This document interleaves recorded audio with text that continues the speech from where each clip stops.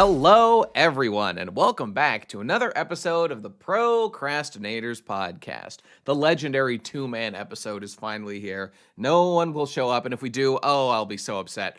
It's me, Bestie Boy, and we've got Tom Oliver. Yo, what's going on? We're the only people with the resolve to suffer through COVID and show up in our workspaces for this podcast. The grueling commute of going down the stairs or into another room was The testicular fortitude. Indeed. It was a huge ask, but we do it for you.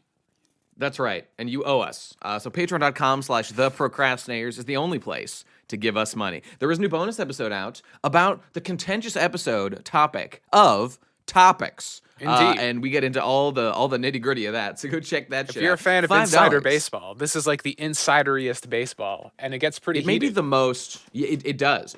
You know, I really enjoyed the arc of that episode. We got so mad at each other, but then there was kind of a nice resolution. I don't know. It was good. Endorsed by me. Best shonen anime of the season, easily. Oh, you know what? That reminds me. Just for fun, I was looking up something, or where was I listening to this? For some reason, I was hearing about someone making fun of Nissan cars the other day. And for whatever reason, I think I Googled Nissan, and I was on the Wikipedia page, and I saw that it said it was like the history of the page or something. And they were like, blah, blah, blah. Nissan is actually it gets its name from the original Zaibatsu of the original, or the old Japanese empire. And I was like, wait, I've heard that word Zaibatsu before. Where have I heard that before? And then I just Googled it or whatever, and I realized the origin of the term Zaibatsu as used by the Super Best Friends cast. And I realized that it's the fucking coolest thing ever. Because what I thought it was based on the way that it had been used, I thought it meant like a wrestling confederation or something, specifically like a wrestling term for like their group. I thought the Zaibatsu was a specific name for like their gang of miscreants. Turns out, a Zaibatsu was a very specific thing. It meant, I wrote it down here, I have the kanji here. It means a financial clique in, for the original Empire of Japan. Okay, not original, but like before World War II or whatever. So it specifically refers to like a confederation of business conglomerates, or it is a business conglomerate of individuals. And I was like, well, I see why the Super Best Friends would have used that. Now they are deceased. But I think perhaps that is an appropriate term to use for what we do here at the PCP. It is exactly the sort of thing that makes sense, and it's Japanese. Indeed. So that's pretty cool. That's the most important part.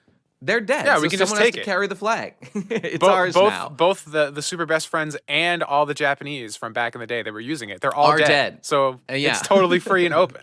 We might as well just couple of change the fat bonus boys have episode that. name to that. Like, why not? You know, that's true. That's true. Anyway, I understand that's like I don't know what the term is. That's like a term that they popularized and made part of their, what's the word? Zeitgeist. I don't know. Their cultural lexicon. influence. Yes. So it's definitely associated with them, but it is just a term The that passage could be of used time, for anything. dude. We just got to claim it now and not back down when challenged. And eventually Indeed. the winds of fate will change direction. It'll be our turn. And indeed, and as the actual soul of a samurai in my body, man that I am, and the aspiring businessman, this is like the perfect word to be used for such things.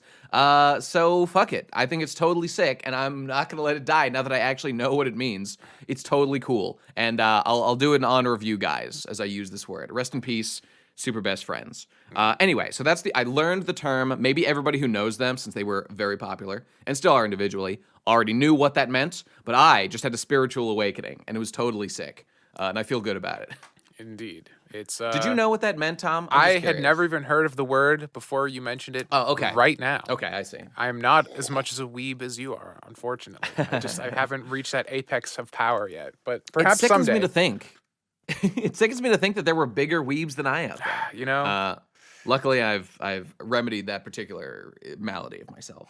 Yes, every day you get a little bit more powerful, a little bit more fucking cringe, but that cringe power is undefeatable by the normal man. Indeed. So, Tom, have you seen the end of Steven Universe? Moving on to the other thing I wanted to talk about. I have not yet. I need to. We're planning on doing a whole Steven Universe cast, I would assume, at some point to kind of wrap everything up. But Yeah, I mean that's a good idea. That's a good idea. I mean, we've guess done I it. won't go into it too much. We've been doing those since like the beginning. It seems only fitting that we put a bow on the whole thing and wrap it all up properly. I agree. I'm still a big fan. Excuse me. I was looking into the details now that so there's Steven Universe, then the movie, excuse me, and then the recent Steven Universe Future. Future has ended, and specifically, there were rumors going around that there was going to be like a comic continuation, but Rebecca Sugar clearly stated on Twitter, like, hey guys, just so you know, I am not working on anything Steven Universe now. Like, if there's comics, it's not me. So everyone can be assured that the story has in fact ended, and what we got is what we got, which means any complaints that someone might want to put forward about unsatisfying elements or incomplete storylines are totally valid, and you can no longer deny any. You can't say that they're gonna fix it in like the comics. You can't fix it in the comics anyway. The comics are B canon. Well, they're sure. not real. It's just like fanon band-aids that they're being paid to make. It's not true. No, all that matters is the show. Just like with MLP, everyone's like, "Oh, the comics does it." No, that's all not real. Did the comics just tell the story beyond? Well, I mean, the show ended on like with them becoming adults and whatnot. So Yeah. I assume the comics didn't go beyond that. But even like while it was going on, like they would address plot elements from the show in the comics. People were like, "Oh, this is what happened," but then the show would go against that. So whatever, it's all fake, it's all dumb. I've heard very mixed things about the Steven Universe ending. I've heard some people say it was really good and they cried and it was sad and great and a good way to wrap everything up. Other people like it's the gayest, worst thing ever, including famously Michelle sang a whole song about her displeasure. Her song. Hey, with go said check out ending. Michelle's song in the show notes. Her balls are blue at the ending of this of this show. Poor Michelle, rest in peace. She was the biggest Steven Universe fan out there because Michelle is also like mixed race, and that was like a fucking like. It's funny because the ending of Steven Universe, there's a lot of people out there, which is it's understandable that they would say like, so the Steven Universe finale or sorry, Steven Universe Future is about like now that the battle is over, it's about dealing with Steven Universe's like literal PTSD that he acquired through like these horrible things he's been through. So to people who resonate with like trauma or depression or like anxiety or things like that, like I could totally see why they would be way into that. It like a personal thing, I get it. I like stories about like my personal issues as well. Everybody does. But the fact remains that there certainly are some plot elements that weren't thoroughly explored enough. And it's just funny, like Michelle is one of the biggest people I know complaining about the ending, but like she always had a personal connection because like Steven exists in this like weird, like, half-breed, hybrid, mixed race. Truly a fate like worse than correlate. death. Indeed, you wouldn't want that. You wouldn't wish that on your worst enemy. So like that was always a thing that like made her into Steven. It was like a something that hooked her into it from her personal experience, since she is like she's like Japanese and Mexican, Cuban, and white and stuff. That's rough. I know it's a nightmare. but I feel that it's a very good faith thing. Because even Michelle was red pilling on me on all the unfinished plot threads, like most famously the box from the weird like space inside Lion's head. What was in the box, Rebecca? Why was it there? I don't care if you just put it originally as like a visual design element. Every other thing that was in that magic headspace was addressed at some point, except for that. And if you'll indulge me, Tom, Sure. I came up because the other big complaint about the ending, I would say this is the second biggest one. The box is kind of a meme. But the other one is that we never actually see Steven ever really come to terms with Rose. And in fact, the last interaction Steven has with Rose, aka Pink Diamond, is just further reasons why she was like a horrible and worse person. The last thing we hear about Pink Diamond, aka Rose, in the series is how she had a literal abusive relationship with Pink Pearl and like physically assaulted her and would like hurt her. Like that's the like, final note. The moral we go just out that on. like Pink is just terrible. Like is that what they're going That's how for? it feels. Yo, what's up, Jesse? Are you? Hey, are we you doing a here? Steven? Is this a Steven? We are at this particular. We are moment talking about Steven Steven right now. Yes. Let me just here. I'll just finish my point, and then feel free to say whatever you like.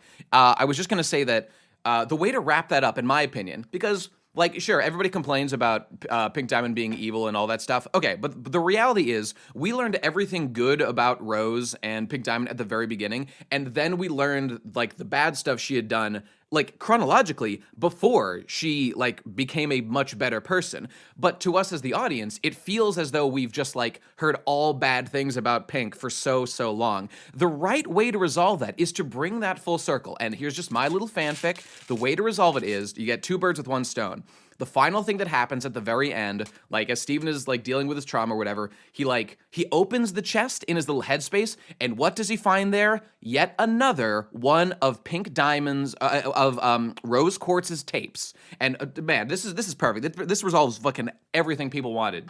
He plays the tape. This was one final tape that was only there for Steven, because this is a special space only Steven could get to. He plays it, and here's what happens. It starts with Rose, and she says, like, hey, Steven, this is another letter. You know, I know once we're older, you'll see this. Once you've, like, developed your powers and stuff, you'll be able to get in here. What she then does is she transforms back into Pink Diamond for Steven to see and be like, I want you to know this is who you are, to be comfortable with, like, the stuff that we've been. And then she explains all the horrible things she's done, or at least in general terms, and just lays it out for the audience. Like, yeah, Steven, I'm sure by now you've learned all the horrible things I've done.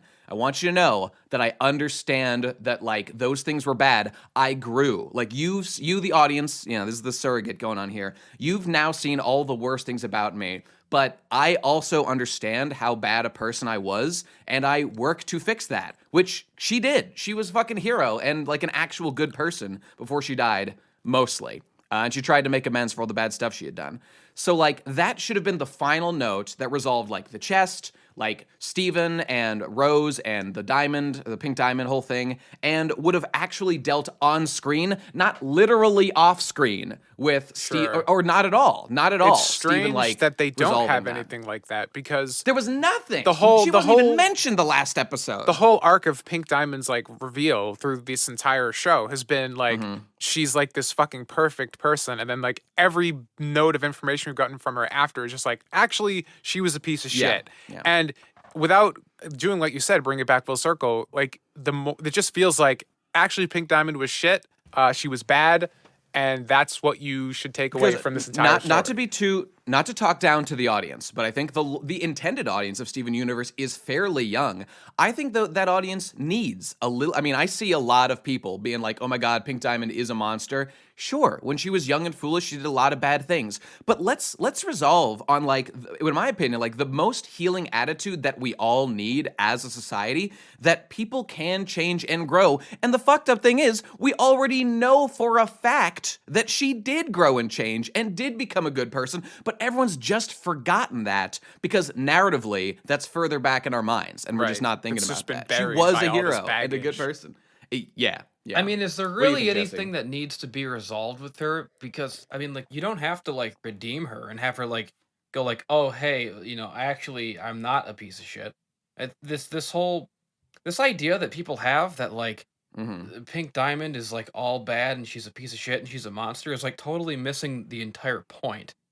Like, she can be flawed. I agree. You don't necessarily have to, like, do some ass pull at the end where, like, oh, no, she actually did have some redeeming qualities. Well, we already know she had redeeming qualities. She started out in the show.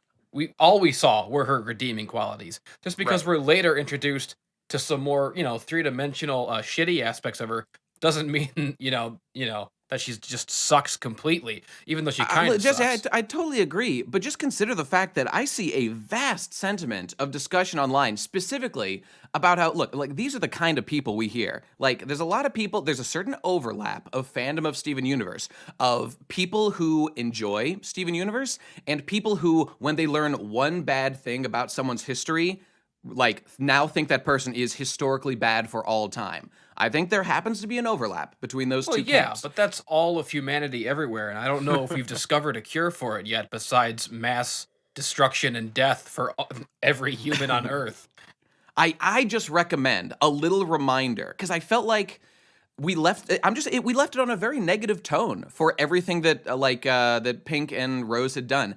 Maybe that's just me thinking that Well, like there was a negative tone. I And mean, people as do someone, remember, I but haven't watched the ending, so I'm talking out of yeah. my ass. But the way you phrased this entire discussion in the first place, and Jesse, you might not even been in the call when we were talking about it, was the reason you even brought it up is because it wasn't the audience, but like Steven himself didn't ever seem in the story to come to any resolution, even though that was like the driving force of all of Future, was dealing with his arc was baggage. really started like worshiping her like a saint, like a perfect being, and then he learned she was flawed and bad in many ways, sure, but there was never a visible third point where Steven comes to terms with that. We simply end the series and I guess he's at peace now.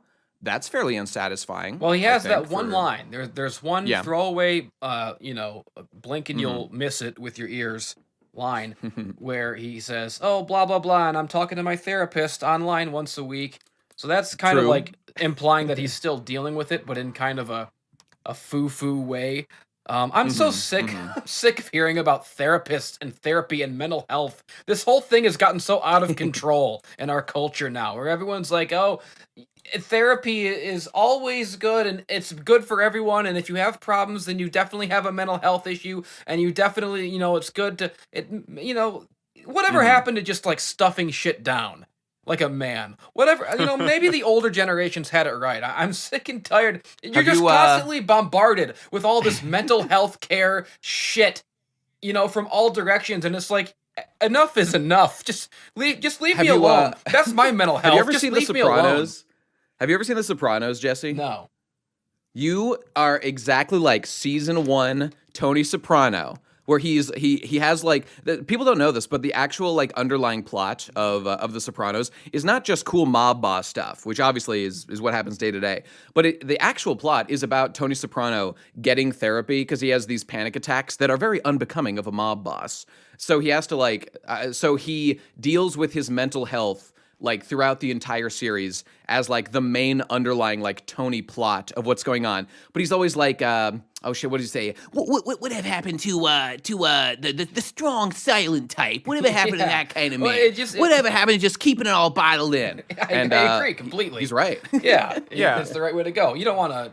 Well, it's like, before everything. There was always this perception that if Before you were a fucking serf to a lord and no one cared, and you would work the field and die, and that was like at first ideal. At first, it was like this perception that if you see a therapist, there must be something really wrong with you, and there was kind of a stigma against it for a lot of years. I get that, but then people started trying to make this push for like there doesn't have to be a stigma. It should be okay to talk about your problems and seek help for whatever's bothering you. And like I agree with that. Yes, that's fine. Yeah. But then it's like it got so pushed to where people the whole world now is overbearing with it. Like, oh, everybody has a mental health. You've all got the mental health. It's like, Right. you've all got to see a therapist for everything all the time. If you're not seeing a therapist, then you're stuffing shit down and you're repressed and you're doing something wrong.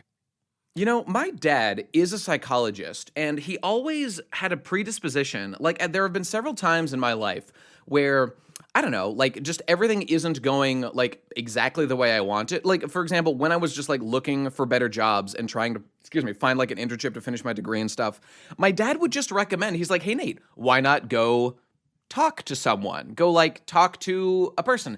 And the pitch for me was not like, Nate, you obviously have like depression or some, mental deficiency. I need you to, you should go see someone to deal with that.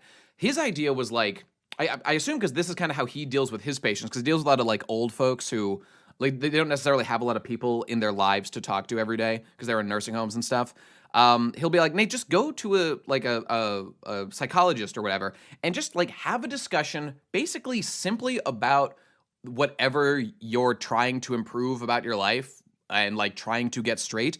And really, it just served as like, it's like, oh yeah, I mean, I guess I am maybe playing too many video games and should like spend another hour a day looking for a job. Like, just very pragmatic, down-to-earth stuff. But like, if that's the intent, I can at least understand that. Is the part of it that's supposed to help just getting it out and just like the illusion that someone is understanding or listening? It kind of feels that way. Because, I think, like- I think that's what it is. Yeah, You know, because like it's really interesting to me that like so many people recommend not only therapy but like medication all the time, and like everybody's on Yeah. fucking antidepressant meds. yeah, that's the and- one that really weirds me out. 'Cause it's the, just the like, okay. medication worship. But like, you know, like people seem to have forgotten with like this acceptance of mental health that like not feeling good sometimes is normal. Like life is not Yeah, always going to yeah. be perfect. And it's just like, if you can identify why you don't feel good, you're not depressed. Like you're just having a shit time. Like you Right, don't need yeah. medication. Like if you're just like, man, I feel like garbage because like I just sit around and do nothing all day. You don't need antidepressants. You need to stop sitting around and doing nothing all Right. day. You need to do something. You need antidepressants Yeah. if you're just like, my life is great. I have a good job. I have good friends. I have a good family, but I'm still depressed. Like, that's when you need a therapist and medication. If you can clearly identify why you feel like shit, the answer's right in front of you. Just stop being a little bitch and fix that shit. I just like the only person in the entire world who's really qualified to figure out what's wrong with you is you. And I guess I'm just skeptical of the idea that anyone, no matter how much schooling they've had in psychology or whatever, can listen to like bits and pieces of your story in a room for like an hour a session and suddenly even come anywhere close to having the answers or any real insight into you. Like you can't Yeah, possibly explain every single thing that is making you the way you are. And so I don't know. And plus, you have to I'm pay always for it. You know, suspicious of if that. therapy Yeah. was really so important, wouldn't it be free? Wouldn't it be? You know, I mean, if it was so helpful. if it food was so helpful, wouldn't it be free? Fuck food. Nobody needs it. Overrated. I don't know. Maybe that was fucking stupid. I don't know what the fuck my point was. I'm sure there was a point maybe in making there a complex somewhere. point about how when there are lots of goods in the free market, inevitably many sources will spring up and they'll inevitably drive the price down, hopefully to literally zero eventually. Yes. One can only hope. Free Agreed. therapy for everybody. I'm sure that'll solve the problem Anyway. of too much therapy, of having to be completely free. Right. Oh, yeah. wait, you're That'll getting me do it. confused. I forgot what the hell my idea was to begin Oh well, with. you were saying that you don't think that like someone could for an hour and a half sit down and talk and like understand really the depths of you or like Well, what I mean, like the thing is, like you have to pay exorbitant amounts of money for a therapy session with a therapist. You have to choose your therapist. What if you choose a bad one by mistake? Like, what if you happen to get a therapist who sucks? And you would never know, and the damage would be irreparable. They would get inside your head with all this crap. You know, there's people who suck at their job, no matter what job it is. There's got to be therapists. I've had who bad suck at therapists. therapy. I went to therapy for a while. Yeah. It was you terrible. Can get you can pay money for a therapist, and you just paid money to be even more screwed up Yeah. now. That's the other Well, thing. I- It's like the anxiety of getting the right car times 1,000, which is already bad enough. Sure. You know, if I get the wrong car, then I'm fucked for years. You know, and it feels like if you get the wrong therapist, you're fucked for the rest of your life. Even my problem with therapists and the reason I tend not to go to see them is simply because the profit structure like motivates them to keep me in there. You know, like they Sure, benefit sure. from my problems subsisting as opposed to solving them. Like the benefit financially is to keep me coming back week after week. Hey, the Hippocratic Oath is not do no harm, not make sure you're Right. curing them. You know what I'm saying? You can just It's, keep stringing me along. If they stay neutral, And I you're could just good. keep coming back. I'm like, I don't want to become dependent upon this. I want the problem solved. And You know, The Hippocratic I like to Oath think that they're not is, thinking in such that callous terms. You will review video games until you stop. oh shit! Oh, shit. And you was where's my splashing many Rayman 2 mud review puddles. then, damn it? Oh no! I'll go now. See you guys. Thank Got you. him. Well, anyways, my point with all of that was Steven Yeah. Universe sure is a fun show. Boy, did you guys see that last episode? How cool was that? Boy, I sure do love cartoons and stuff. Because a lot of people were like really emotionally devastated, or in a good way, like they were feel like climactically fulfilled. Whereas I know some people like Michelle were more thinking about like the lore and how there were things they were unsatisfied. I suppose I'm kind of in the worst world where I was just kind of like, I mean, I really passionately loved Steven Universe for a long time, but then when it ended here, I was like, okay. That's cool. That was nice. But for example, like the whole last episode, there's this whole like bit they're doing where all the gems that are the closest, like the crystal gems, the real ones, they like won't show Right. emotion or cry. And I was just like, look, I know how this joke ends. I know from the start of the episode that they will cry. They're obviously faking. And then, surprise, it happened. Wow, Yeah. how emotional.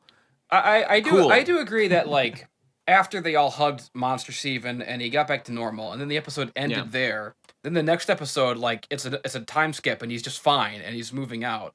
That Yeah, was months later. There was definitely like a lot glossed over that I would have liked to, but maybe you didn't need to see it. I don't know. But like I think the whole idea of Steven Universe future, the whole thing this last season has been like really brilliant and good and kind of groundbreaking.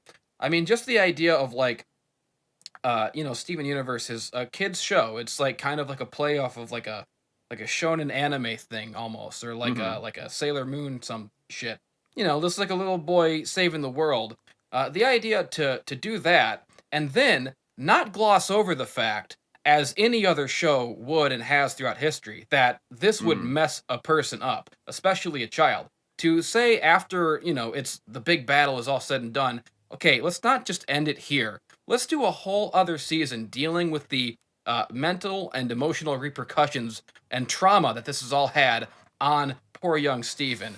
And to just like really delve into, themes of like PTSD and trauma and stuff is like really hasn't been done in this kind of show before. And, regardless of whether the last episode dropped the ball or hit the mark perfectly or not, I think the idea of doing that in the first place with this season was like really good and cool. My only, I do enjoy a lot of that stuff as well. I do have one, I don't know, kind of a criticism. Maybe you disagree, but like, I felt like, I don't know, maybe this is not fair, and this isn't like how it would work in real life, but I feel like they were kind of trying to have their cake and eat it too, because through the entirety of Steven Universe, like Steven was the happy-go-lucky rock that whenever like things went wrong, he would be the upbeat one, and I could understand like that making him change and being more like depressed and Right. have PTSD and You stuff. can't be that and for I everyone get all like the time. addressing that in a show, but it seems to me like, I don't know, like they used Steven for that purpose of being that person. And then, like, just years later, when everything's fine, I mean, I guess that's how it works. Like, when a soldier comes back from war, that's when they start to get all fucked up. Yeah. But it was so long later, and I feel like wouldn't those sort of things started to have set in when he was, like, in the middle of them? Because he seemed 100% fine through basically the entirety of the original. Trauma is you can come out of a bad situation and be totally fine for a while because you're relieved to be out of it, and it's not until a little while later that all the stuff from it starts setting back in. I really don't think Steven was fine suppose that's throughout fair. like a lot of the last few seasons in the movie. Like there were very clearly moments where he was having trouble continuing and dealing with all this Rose shit. Well, anybody would have individual moments of trauma, like when he got his fucking gem ripped out, or when Spinell was going to kill him, or when he and, was, and all like- that stuff. But he wasn't the he wasn't bubble at the always bottom of like the sea. the rock. Yeah. Like other people had to pick him up multiple times. I loved the scene where he's at the doctor's office, like, and she asks if anything bad happened in his childhood, and he starts going over all these things that, to the viewer at the time, Yeah, watching a yeah. cartoon, would seem mundane because it's in a cartoon, but really, like, driving home the fact that, no, every single one of these things that happened in every episode of the whole series, even just one of them would permanently destroy a child's psyche. All right, but you know what? Fuck you, Rebecca, because a lot of those things were played for laughs at the time, and now I'm supposed to, like, oh shit, I'm sorry that, like, you put the goofy music as these horrible things were happening to him. So am I supposed to feel bad for Steven, or are you the one who's the callous one, Rebecca? I think fuck you. that's just the nature. Like if Steven Universe wasn't what it was at the beginning, it wouldn't have gained traction, and it Okay, wouldn't you know have what? become like a big thing that people would care about. So they had to dangle Steven's trauma for views, is what you're telling me. They had to abuse I'm not saying this, that like this she poor had boy. this idea at the beginning. I don't know. I haven't. Okay, you know what? I can defute my entire point is invalid because Steven Universe Future is obviously designed to be a separate thing from Steven Universe. So you know what? How about that that's fine. episode That's with fine. that fucking... How about that sexy volleyball chick? That was a great episode right there. Boy, oh boy. That the yeah. the sort of moral that they came... Or not the moral, but the conclusion that her and Pearl came to at the end there, where they both, like, after fusing, they got all this new insight into Rose that neither of them had before. And then that great line of like, I always knew she was trying to change, but I never knew why, because now she understands. Like that's, I think that is what you were talking about before. That's something that like contextualizes Pink, where it's not like, oh, we thought she was good, but she's really a piece of shit. No, it's that is making the case that she was good because she had been a piece of shit, and that was the whole motivation. She wanted to change. I think that cast it in a new light pretty well. You know, that's true. I guess perhaps just as a fan, maybe it's more of this. As a fan, like, I feel a certain uncomfortableness, which I think was intended. I mean, it was obviously part of it. Like, it makes me a little uncomfortable to see, like, the Steven who, at least to me, the viewer, has been, like, the rock of, like, positivity and upbeatedness. I watched Steven Universe because it was comfy, and I really enjoyed the atmosphere. And then to see Trauma be all fucked up, I mean, I think this was the point. It's like, oh, this is uncomfortable, and I don't like seeing Steven unhappy and traumatized, but, you know, makes sense. That's how it would be. Maybe just as a fan, it's that, like, I wanted to see a Steven Rose resolution of some kind, and maybe there was a line or two here or there. Other characters develop a deeper understanding. I feel like Steven didn't get that. So just as a, like, as like a, you know, you're saying it's kind of like a Sailor Moon or a shonen series kind of styled show, you expect the big emotional anime speech, and that did not come. At least, like, the climactic quote-unquote meeting of those two, you know, titans of characters of, like, Steven, Pearl, or whatever, and Rose. But yeah. I mean, it did touch on these. My things, biggest so trauma. I think that's why a lot of people did like it. That really, you know, that really hurt me deep inside is that you know this whole show we've been investing in it for so long. We never got to see Greg fuck Pearl. Yeah, this is a crime against humanity. And a crime against Gemkind of the highest order. We never got to see Greg fuck Pearl. We should have seen that. We should have also seen Steven fuck Lapis and Peridot. Although Bismuth is definitely going to split Pearl wide open with her. No! That's going to happen. I don't like that. I don't like that at all. I don't want to think about it. I'm not going to... You know, that one episode, though, was the only time I've ever kind of liked Bismuth, because she was actually kind of endearing and looked a little better than usual. See a therapist about there being, like, too many lesbians in cartoons these days. Yeah.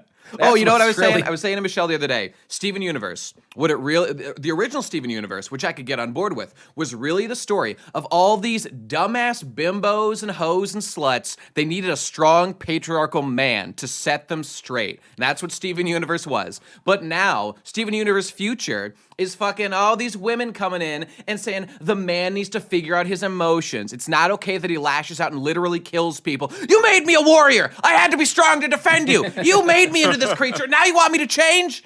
Sounds like it's enforcing some gender stereotypes on both sides of the equation. Good job, Rebecca. I loved when he was I loved when he was beating the shit out of White Diamond. I wanted to see more of that. I wanted that to get darker and more violent. I wanted him to really kick her ass around the room. It got darker than I ever expected it to when he like tried to murder White Diamond. Oh man. That was and the episode where he was yelling at Greg when they had a big fight because he realized that Greg's been full of shit his whole life and that he had a really comfortable upbringing. That was cool. When he said like, I figured you would sympathize with Greg though, because Greg had like this stuffy, like uppity family who tried to control him and tell him what to do all the time. I mean, you can always see the grass is always greener, right? So I totally get Steven's like he's now seeing what he could have had through that family connection, but I don't know. Right. I don't know. It was a complicated scene, of course, as many things are here. It's just I liked it. I liked the whole thing, except for the parts that were lame and shitty. But I don't care about those parts because they're boring to talk about. Man, what about that? Yeah. I loved seeing White Diamond when Steven was a monster. That whole little like dramatic speech she gave about how bad she feels about how. You know, like Spinell is like, this is all my fault. And the White Diamond is like, no, you were just mad at Pink. And if she hurt you, it's because I hurt her. Just like I hurt Steven and the Gems and everybody in the entire universe. I loved that. Just imagine, it's really funny to me. Like imagine waking up and realizing that you've fucked up so bad and so consistently for so long that you've hurt everybody in the entire universe. White Diamond absolutely instantly became true. my favorite character. I love her. She's the best. She's cool. That was. I mean, has White Diamond come to terms with like the reason she did all those things was like probably because of the authority placed on her and how she felt she had to be perfect, so she developed these weird like authoritarian needs and Well, right. you know, they didn't I'm sure recognize at the organics. time, she had no perspective to know any better or like. Yeah, right. But I like that they were able to devote at least like one little line there to like giving her some remorse or like characterization beyond My just only like critique everything's of that fine line now. though was the delivery. Was it like, "Oh, Steven, Yeah. I'm so," like they did it in her like way over the top voice. That should have been a little more I like like it. down to earth. I don't know. It was like a rarity reading, like a. Yeah, that's true. God, Like, miss I don't Rarity. see it as like any less sincere because she was me being too. dramatic. Speaking of gems, whoa, Rarity had 3 gems on her flank, 3 diamonds. There you go. The Diamond Authority. It was Rarity all along. Dude, what if white. Spike fucking ate Pearl? What if he just fucking ate all of them? Spike's the most Dude, powerful. Spike's their natural predator. Yeah. Why didn't they introduce dragons as the natural predators of gems? So this is all a defensive war, and then we can fight if the dragons. if only creepy Chad Spike from the My Little Pony finale had been there, he would have saved the day much sooner. We need My Little Pony Yeah, he would've future to spiced things cross up. over, and then we can get all of these plots Oh resolved. shit! Oh shit, has that started yet? What is that show? I saw the trailer for it. Like a Is there a there's new the one? My Little Pony Generation something or other. I don't know what it is, but What, I saw Pony a Life? trailer. Pony Life, yeah. I don't think it started yet. What's the premise of It that? looks Is like there's no actual Teen information. Titans It- Go, animals? but My Little Pony. Like Oh, My Little right, Pony, but right. animated slightly differently and cutesier. But there's no like information as to what it is. Yeah, it was very strange. I want to see everyone's videos. I want to see animated James make his big video about how this sucks. It's not living up to the potential of the original, even though it's better in every way, as I expected. I'm waiting it for to the be. schism. When Gen 5 drops, I'm so excited to have the pony equivalents of the Picard Kirk arguments happening on Twitter, and I can watch from the sidelines and be like, I know, Yeah. I What understand is- this. Have they like revealed Gen 5 stuff? Is it gonna be like the same continuity or the It's a same world reboot, or but they whatever? haven't announced It anything can't about be. it yet. A Yeah, reboot. it's just- That's Wait, okay, what does that reboot. mean, It's just though, it's in just this going to be a new case? generation, just like all the other ones where it had nothing to do with each other. So Yeah, okay. So Twilight doesn't exist anymore. Like that continuity. Yeah, that's all is gone. destroyed. It's dead. It's all gone. That's It's all a gone. waste. Why not just fucking have Twilight be The story's over, 'cause man. No, It's been they 7 have to It seasons. sell can be over, but you can new do the next toys. generation. You can do but you can do that with like you can do like a next generation with like new characters and still have Twilight. She's the Yeah, princess okay. now. Fucking. From what I who gives a heard, I shit? think they Why were am I- saying why are we talking they were about gonna this? shift the Twilight to like an Earth pony again or something. I don't know if that's true or not, but Okay, I mean they fucking changed. changed like, lots of well, shit. whatever. Like Rainbow Dash is Firefly. Or whatever I'm it was. Yeah, all stoked. I kinds can't of, wait for shit. all the internet drama and all the YouTube videos. I mean, It's gonna I'm be a interested. great time. I'm definitely curious to see what it'll look like, just on its face, and Yeah, see what the style like will be. Lauren Faust was like, she had a vision for a show and she made a whole thing. Yeah. But the other generations were mostly just entirely toy focused. Characters from one generation Yeah. would appear in the other. So like Gen 5 might have like some characters just have different personalities and look exactly the same with the same color design and everything. It's like, oh, Yep, Rainbow yep. Dash, you're you, but you're completely different. Yeah, it'll be fun. I'm looking forward to it. Oh, Jesse, I Yeah. wanted to. Now I won't tell anybody because it's not out yet. If whatever, if you don't want to know or anything, have you heard anything, Jesse, about the gigantic leaks of what's going on with the FF7 remake? Because I have some insider information. Okay, I won't tell you if you don't want to know. okay, but I it's, do not it's want to be something. spoiled for anything. Okay, And I'm- understood. like, I didn't want to know it. No, but this I didn't want to rocked know it the either. world. Like and I so, saw yeah. something, and like I don't know if I should believe it or not. Like I don't know if it was a Yeah, I know, right? I don't know if it was a for Ooh, real boy. spoiler or just like a joke, and I'm afraid to ask if the person was joking or not. But like, Yeah. like it like broke me. Like it hurt my heart because like, if it's true, then this is something that could have surprised me that is now destroyed for me. Like it could have been something like, because I'm like I'm not trying to hate the remake. Like I don't I understand. like right, I right. like I want to. If there's anything in it that can catch me by surprise and make me go, wow, that's really interesting and cool that they did that, then I want to be able to experience that. And the fact that I like even maybe saw a spoiler is like taking that away from me. It's ripping away something that I deserve. God damn it. I understand. Yeah. So I don't Okay, well, they're in gonna that case, add a QuickTime event where if you mash X, you can save Eris. That's the thing. because that like I'm not even, because honestly, like if they did something like really drastic to really surprise me, even if it like shat all over the old game and was completely retarded and new and stupid, at this point I would be like, hey, cool. I fucking like, as far as I'm concerned, if they're gonna change anything, they might as well change everything. They might as well go completely off the rails and totally be blowing my mind at every turn, so that rather than having to compare it to something that I know is objectively better, the old game, I can go on this ride and be like, oh, everything's different and stupid and crazy now, and it's just a wacky, all right, Yeah, there's a logic to that. Yeah. But I don't know, like. Now I hope what I saw isn't true, because if it is, I don't want to feel like I got spoiled for something, because like I remember when I played Final Fantasy VII the first time, like 20,000,000 years ago, and I was a little kid when it first came out. Back then, as a kid, I had a strategy guide, and the strategy guide had like story spoilers in it.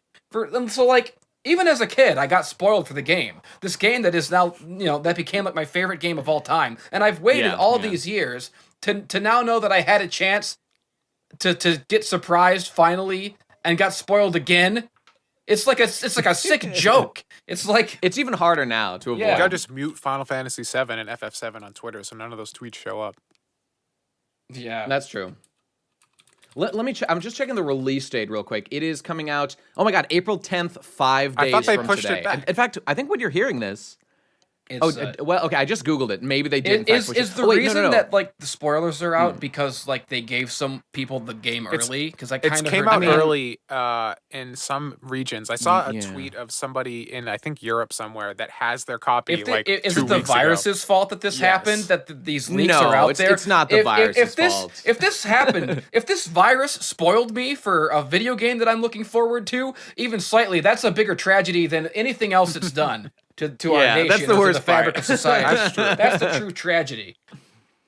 I'm a bit more in the camp of new bad, old good, just across the board. Yes, but beyond that, I won't say anything. But I have seen what I've seen, what appears to be like footage. I watched a guy play it a little bit on Twitch or something who seemed to have it. It was funny. That feed I was watching just gets cut off and is then like, this channel no longer exists. I'm like, oh, there goes Square Enix bringing down the hammer on some of these troublemakers. Yeah, my opinion on it is old good, new bad, but spoilers worse. Spoilers. I see. Spoilers even worse than new bad.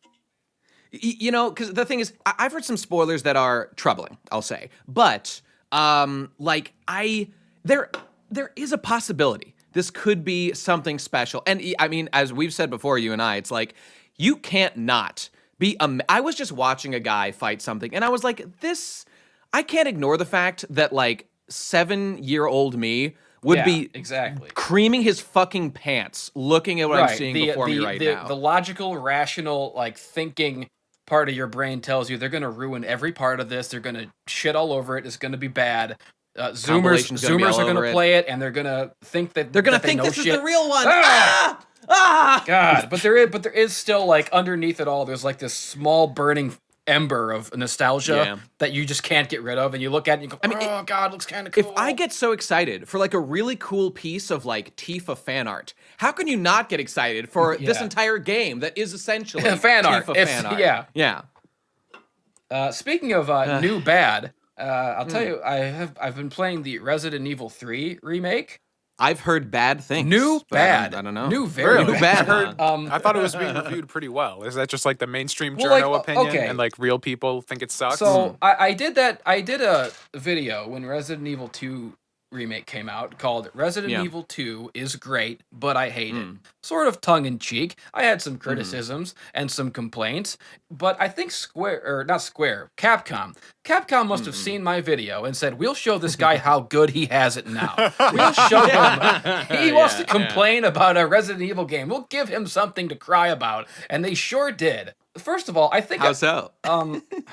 I think I'm at the end of the game. It's been like a half an hour of gameplay. First of all, yeah. just like there's so much from the original game that is just gone. Like it feels like half the game. Yeah. You're in the city streets for like the first hour or two, and then you're in a hospital, and then you're in an underground lab, just like the underground lab in Resident Evil 2 that they already did. And it's like, what happened to like the clock tower section and the park section? What happened to all the branching paths? No branching paths. They made the zombies like they made the zombies weaker to like they're not bullet sponges anymore. Yeah, they were too strong. The last one was the complaint. Right, but Someone- like it would have been like the resiliency of the zombies wasn't the issue. For me, the issue was that the headshots felt like they didn't work half the time, you know? Yeah. So like if they had just kept them that level of resilient and let me put them down with one headshot, I'd have been like they fixed it. Instead, like the headshots still don't work and they're weaker. So now that it's just like the zombies are made out of paper, all the gore effects are gone. Like the arms don't fall off when you shoot them, the legs don't fall off. What the fuck? They just kind That's of just quality design. all the zombies have a stock falling down and dying animation. What? And it's the same for every zombie you shoot in the whole game. No one Strange. falls apart, nothing. There's this weird like mashing X minigame you have to press every time a zombie grabs you, which it feels like it does nothing. It doesn't like activate a counter. You don't have any like counter weapons like the knife that you had in the first two remakes. It's just there's no way to get out of a zombie grab. You're just pressing X seemingly for no reason.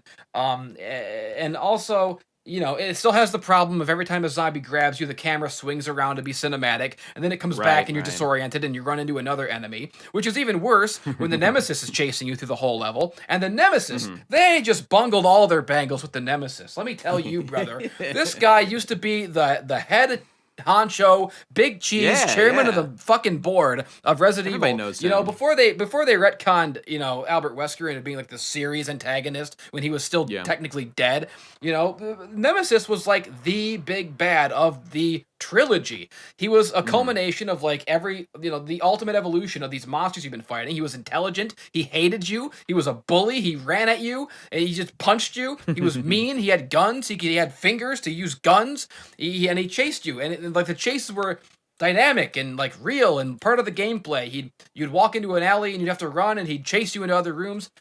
All the Nemesis encounters here are like QTE, like story driven, you know, like on rails scripted scenes instead of just the dynamic him chasing you like Mr. X was. They, you know, I think there's like one section of the whole game. There's like one 5-minute section where he's actually stalking around the city, but it only lasts for that one section. It's like 5 minutes, and the rest of the times you see him, it's all scripted sequences of him coming out and just you run from him in this like cinematic story segment that seems like it feels like you can't actually die. Game bad, movie good. I love movies. I love Avengers. Please give me more. Jesse, Code do you Capcom. know if this is game was gameplay, made right? by a different like not studio, but like different team over at Capcom? Because it seems bizarre that this game came out so quickly after Resident Evil 2, and so much is different. I was thinking the same thing. It is bizarrely worse because it seems like it than would the be Resident more Evil 2 work to build remake. everything again, seemingly from the ground up, than just port over all the features like the limb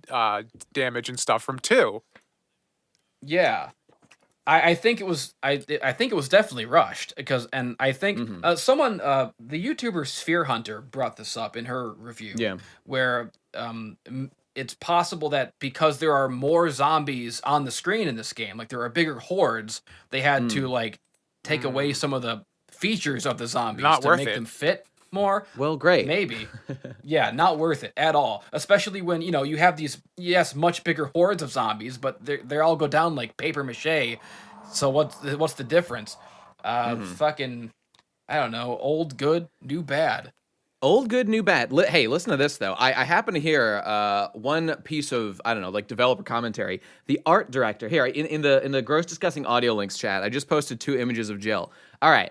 This was straight from the fucking horse's mouth. Now, all right, before you call me a fucking goober gator, everybody, it's always been theorized that like a lot of these people are making their women like less sexy on purpose so as to not like upset interest groups of various types. Okay, the art director has straight up come out and said, the director for the remake, that they had to change her design to be too practical, and they thought it was a mistake in the original game to make her so sexy. It was a mistake, and he's like, oh my god, like, the developers at this point, even though she was wearing, like, casual clothing. Yeah, all they did. And also, look at her clothes. Look at her clothes. Is that too sexy? I'm sorry you can see a tiny bit of the top of her breasts. But Yeah, what the all fuck? they did. It's not even that bad. They just changed a tube top to a tank top. But she had a sweater around her waist at least, so that she actually had more clothes in the original. That's technically speaking, you know, per capita, per at least item. in the original, she went out with the intention of wearing a sweater. And this one, Yeah. it's even more Yeah, that's sexy true. because she didn't even think about wearing a sweater in the first place. She just put on a tank top. I mean, it's just fucking. They're just saying that should not be a consideration when you're fucking designing. And I don't did know, whatever. notice, like, I felt like her hair looks like way worse in this version, and like I think Obviously, way worse, yeah. I think it's technically the same hairstyle as the original, but just the uncanny valley of the new graphics make it look like a Karen cut all of a sudden. It's almost like art style is relevant I'm just game looking at this design? first No, screenshot, that and I think just the can't fact be that it. they're No. Realism good, fucking non-photorealism bad. Tom, fuck you, Tom. Oh, you're right. I'm you the love biggest photorealism, proponent you piece of of shit. I NPR know you do. rendering across the board. Yeah. Well, just looking at this screenshot, like the hairstyles are similar, but the fact that there's not those like stray, cartoony kind of strands of hair covering the forehead on two sides totally changes the silhouette, and it really emphasizes a big forehead on the redesigned model. She, old good, new bad. Pretty much sums it. And you know what? They're doing it again. They're doing this thing. The number one thing I hate, and I understand why. They're doing the thing of designing their characters after real life models. Yeah. I am so opposed to that practice. I think it's such a mistake. 100% to do that. It's but the worst. Whatever. That was like my biggest complaint about the visuals of Devil May Cry 5 and Devil May Cry 4. Dante was like this big buff like comic book superhero guy. It was cool. And then in 5, he's just like normal proportion, and it looks like he like lost like 50 pounds of muscle from the last game. Like, all right. Final point on the Goober please. Gator side. They people are gonna. They did give her a DLC outfit. It's DLC. Pay extra for the original version, but it's not even the same. She doesn't have a skirt. She has a skort. You can't see her pussy, and that's a fucking ripoff. So. Fuck you, Capcom. Pussy is DLC. I don't know whether I'm being like insane or anything, but I don't see anything particularly wrong with the new one on the right. Well, wrong is a relative term. Like, is there anything? There's nothing wrong with it. The design at all. is It's just fine. I mean, it does come from a bit of old, good, new. Okay, it's about the spirit of what is a remake. And whenever I see a remake, perhaps I'm more. More attached to the past than others. I just don't why see would they a make real, the change? legitimate, rational reason why, like, to change the design. Like, it's not a big deal that they changed it, but it's kind of a big deal that they don't have a good reason for it. It's the reason. And the art director, straight up, and this is a rare instance, he came out and said it directly. She was too sexy. That's bad. We had to fix that mistake. Sure. It's not like you can disagree with his opinion with that.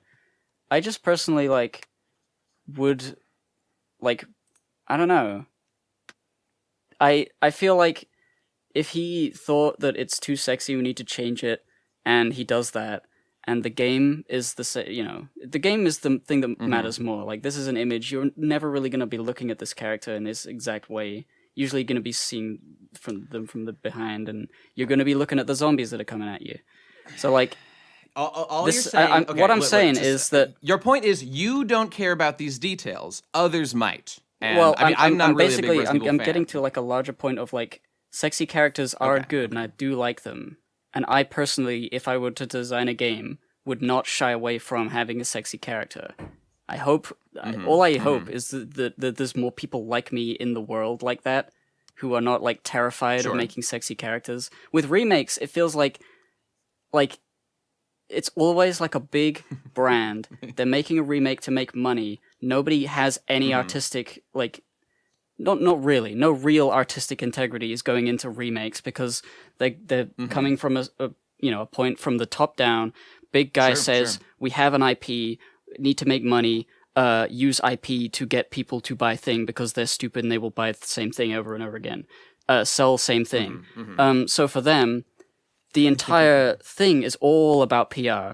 Appease as many people as possible and have it be just okay and put it out.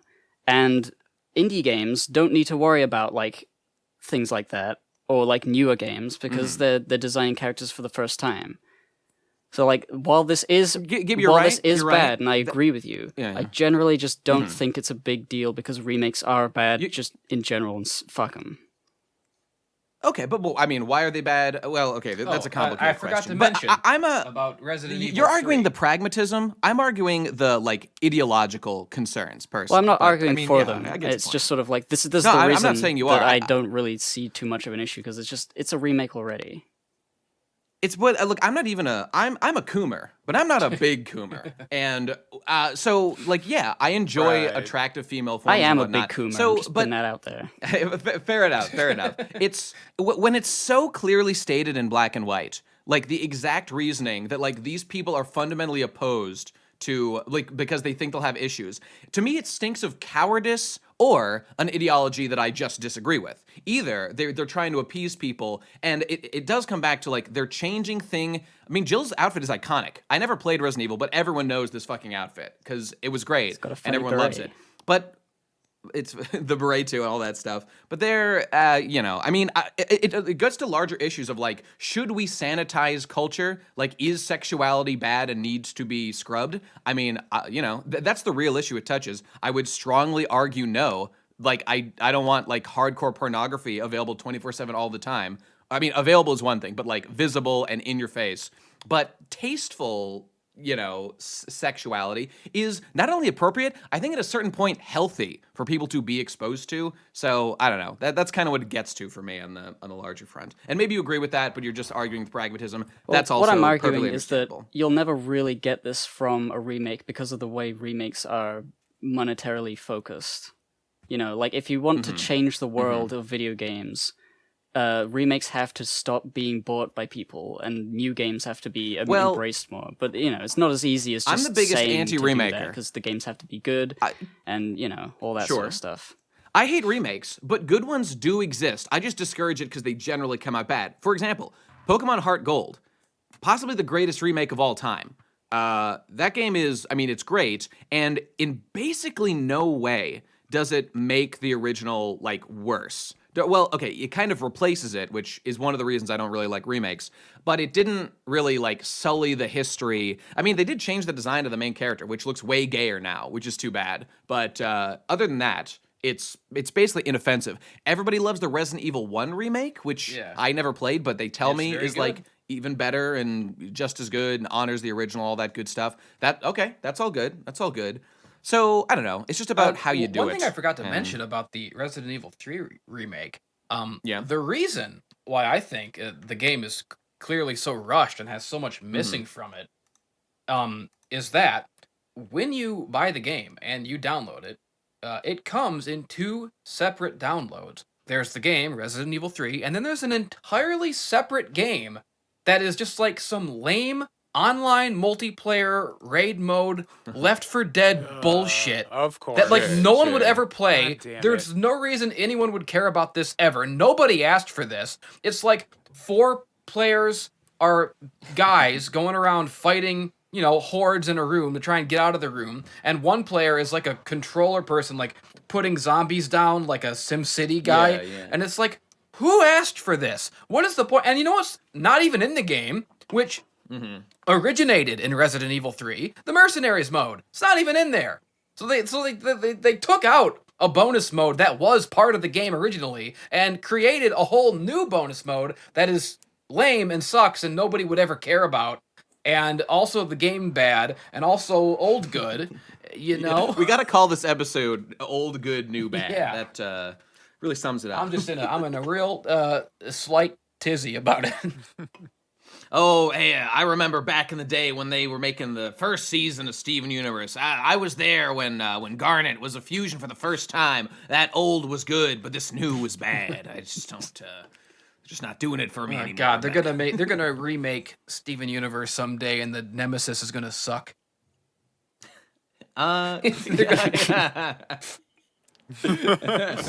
Hey, you know, I don't know if you guys are aware of this meme. Michelle, despite being a true 4chaner at heart, spends a lot of time on Tumblr looking at girly, shitty Tumblr memes. But there's one excellent Tumblr meme that's Steven Universe related that I think you guys will appreciate. And all of you listening, I'm sure many of you are not Tumblrites as well, but I've been exposed to the culture and I brought back this wonderful cultural artifact. And now that Steven Universe is over, it's appropriate to let you all know. It's that there's this meme of when something happens in Steven Universe that is shocking, unexpected, possibly even good, you just scream to the heavens. You say, "I'm bald, Rebecca! I'm bald!" And you snatch off your wig as a grand. I think this is like related to what's it, like drag queen culture or something, because it's about like actually being bald and wearing wigs, and how Rebecca has snatched your wig in surprise. Okay, so there you go. There's your cultural artifact from the gay community, everybody. I'm very confused. Brought to you by Michelle. Yeah, I can't follow that at all. That sounds there's like layers. pretty Michelle There's layers Clark. to that. It's just It's interesting. clearly missing crucial context. I'm bald, Rebecca. Thank you for making me bald. I love that. Hey, All right then. so Good- how good about to that? know. What's up? PCP dating sim. Oh, Oh, yeah, the other thing right. I wanted to talk about, of course. Well, first of all, let's just give full credit to the whole crew. It is out, guys. Have you played it yet? It's out. I've beaten it's all actually the things. really good. I've beaten all the I routes. did, All of them. I, Incredible. I did Mage's whole story. Mhm, I got killed by Slut Mage, yeah. so that I reloaded my save, and I didn't get killed by Good Mage, but I got friend zoned by her, which is even worse. Yeah, that's worse than death. Yeah. Are there like, because that's the only thing that I've seen to the end. Are there like Mhm. like sex scenes and like? No. No, Alright, no. well, okay, thank there's none of God. that, There none of are that. two. Like most of them don't resolve in a kiss. I think two of them do. Mhm. Only one of them is visual. The other one is implied. Well, because like, Oh, not 'cause, implied, like, just in text.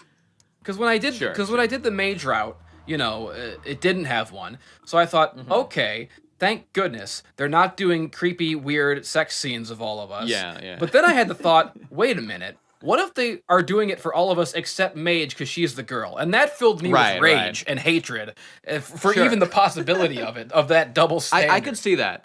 I could see thinking of that, and I think they made the safe, fair decision to avoid doing so entirely. That's probably what I would have done. So I did that, and then I did my route, and I didn't get to the end of it. I think I only got like halfway through it, and it was like, What do you think of it so far? my route was written by Chip Wiseman, who is. Am I correct Project in Lead, assuming yeah. that everyone's route is written by like totally different people? Yeah, in the credits. Mostly, yeah. that's That's right. My route was written by like mhm. 4 people. Yeah. Mhm. It wasn't as horrific and terrible and awful and bad and stupid as I thought it would be. Like there were parts In that, order to make friends with Jesse, you have to be a bully and a bad person. That's Yeah, how yeah. Jesse loves that shit. Yeah. I I felt like your route was a little heavy on the references and the like wacky persona stuff all the time. it's like it's very like it's very clearly like someone emulating my writing as my speech, which like sure. obviously I don't necessarily speak like my writing in real life. you but didn't that's- you didn't it's have a like, rant about poopy buttholes one time. not even one time.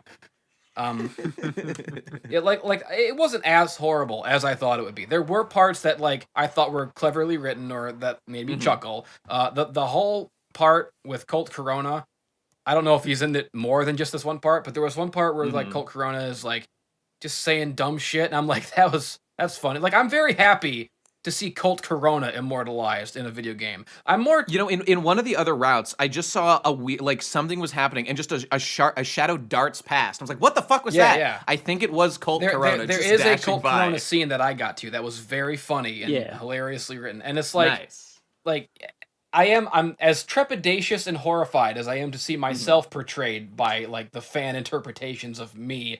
You know, I am a human being, like interpreted as like this weird cartoon character that people see me as horrifying as that is. To see Colt Corona, my greatest creation, my son, my brother, my best friend, the chosen one, my partner in crime, in the darkest of times, to see him immortalized in a video game was pretty cool. So that was my favorite part so far.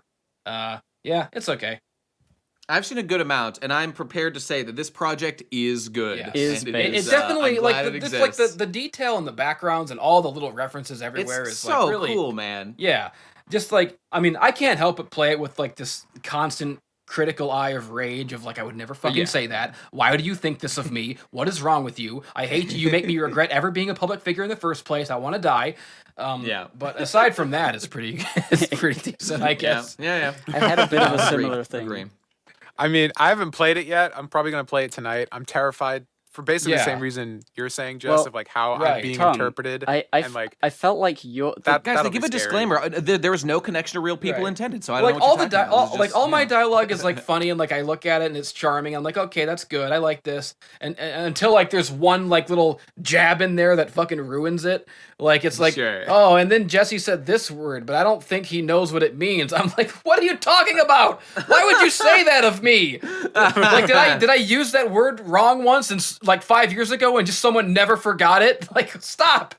You know, I feel Probably I feel a little exactly what weird. I happened. mean, because I know the guy. Well, okay, well, I won't go into that too much. But just like when I'm playing my route, like first of all, just the visual depiction of Nate is like such an exaggeration. Like I wish I looked like, like Professor fake version Bestman. of Nate. Professor Bestman. Like my fear is what I get a lot of the time because like a lot of my fans.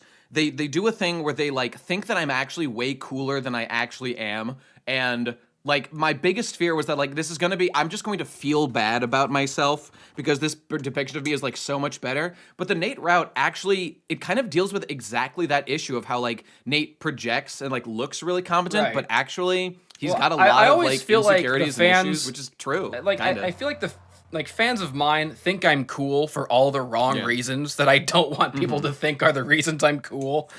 Sure. It's just like like I don't know. Like they have me in the like it seems like everything my character says is like really smart and really clever and charming and funny. But then every once in a while like I'm also eating garbage and shit and like rolling around in Yeah. filth and like there's Yeah. like not there's like the last part I got to before I had to stop. I didn't finish it. Not for any like I didn't like rage quit or anything. I just got busy. But The like tears just got a little too blurry to keep playing. yeah. Right. Yeah, I'm like I'm having some like debate about Evangelion in like a bar with someone and like yelling at him Sure. and like yelling about how he's an idiot. It's like I don't think I hate seeing like my anger be misinterpreted. Like this like there's like a line like I don't see why he's getting so worked up over such a little thing. Like when I lose my temper, it's not because I'm like angry. It's because I'm fucking anxious because I'm usually surrounded by like 5 guys interrupting me the whole time and can't make my point. That's what causes me to like raise my voice. I don't think I would just be sitting at a bar yelling at someone about Evangelion, like one person. Yeah. That's I don't give a shit though. It's You, good. you The should game's definitely fine. finish your route because there's a bad ending with Donatello, and it's really Oh, no. no! Of course, that would be the bad ending. Why would it be the Of good course, ending? Of course. I was gonna say, rest Tom, in I peace, felt Sword like Priest. the person who wrote yours captured your like, I don't know, talking pattern pretty well. They obviously know a lot about Yeah. your stuff. Really? That's good. I wonder who wrote All it. right. That's intriguing and a You know, little it was creepy. But in more intriguing. I'll In the probably Nate check it out. route, I thought that for whatever, like I don't know, there's like a Nate and then there's like a teaching assistant. I won't spoil for you like your role, but like the Tom role was like among the most depressing like initial setups of like, and it was so like juxtaposed to the rest of the characters. It was truly saddening. At least it. Just like real life. at first, and then like in the Nate route, which I'm playing through, obviously, like there, like you're like a subservient little worm to like tune Nate, and like there's like a just for one example, like I get the idea here, but there's like a big book. You're carrying like a volume of the Urban Dictionary, like encyclopedia or whatever. You're like struggling to carry it with 2 hands. You hand it to Nate, who like effortlessly like dangles it with like 1 finger. It's like, oh god, this is it's too much. This is rude, is what it is. It's just plain rude. That's true. They just know that I can't go to the gym anymore. My muscles have just deteriorated. Canonically, into I think nothing. this is before you ever got hurt, though, or maybe not. Okay, maybe I don't know. Maybe that's true. If there There's some isn't a deep lore Q&A shit. from Tom at the gym, I will be deeply disappointed because there is a gym. There's Very one true. thing in my route which I'm a little Yeah. bummed. I mentioned this when I streamed it, but there's a girl that there's a thing with my route which like doesn't come up again, and it's really interesting, and I wish it had, where like a new transfer student comes in, and she's called Gwulvabin, which is an abbreviation for girl who looks like Vriska but is not. And nice. and she comes in and she's like, oh, she has the hots for Gibbon, the character. And since this is a dating sim, you're trying to get me. Like, there's like, oh no, you gotta right. you gotta have to deal ruin her with Vriska. then. And then also it was implied that Endless War was like also after me, and it was gonna be like a whole like love square sort of like battle. But then it was dropped, and they never came back up again. And I was like, no. That was too bad. like the coolest thing I've DLC. ever seen. But God, what if they remade the PCP dating sim and made it worse? I'm just sure someday we'll have to say, God, old good, new bad. No, Yeah, it can't be true. They make it in can't be 3D. true. They face scanned all of us for all the can't be- graphics, oh, but they no. removed the Devu and Mage It routes. can't be true that the old was good. Oh no. But I don't want to shit no, on I'm it too much, because like No, I'm not like shitting on it Yeah, for of real. course. Like it's clearly Like, had a lot of love put into it. the and amount of work don't that hate went it. into it, and the obvious love they have for all like our Yes. stupid podcast and us Yeah. is like incredible. It's so heartwarming. It makes it feel like It really was all is. been worth it to keep this thing going for so long. There a couple of monster episodes once in a while, or a small price to pay for I don't know. This is why, like, I don't know. We talk about like, sometimes like, do we need to make an episode like every week? Like, should we change the format?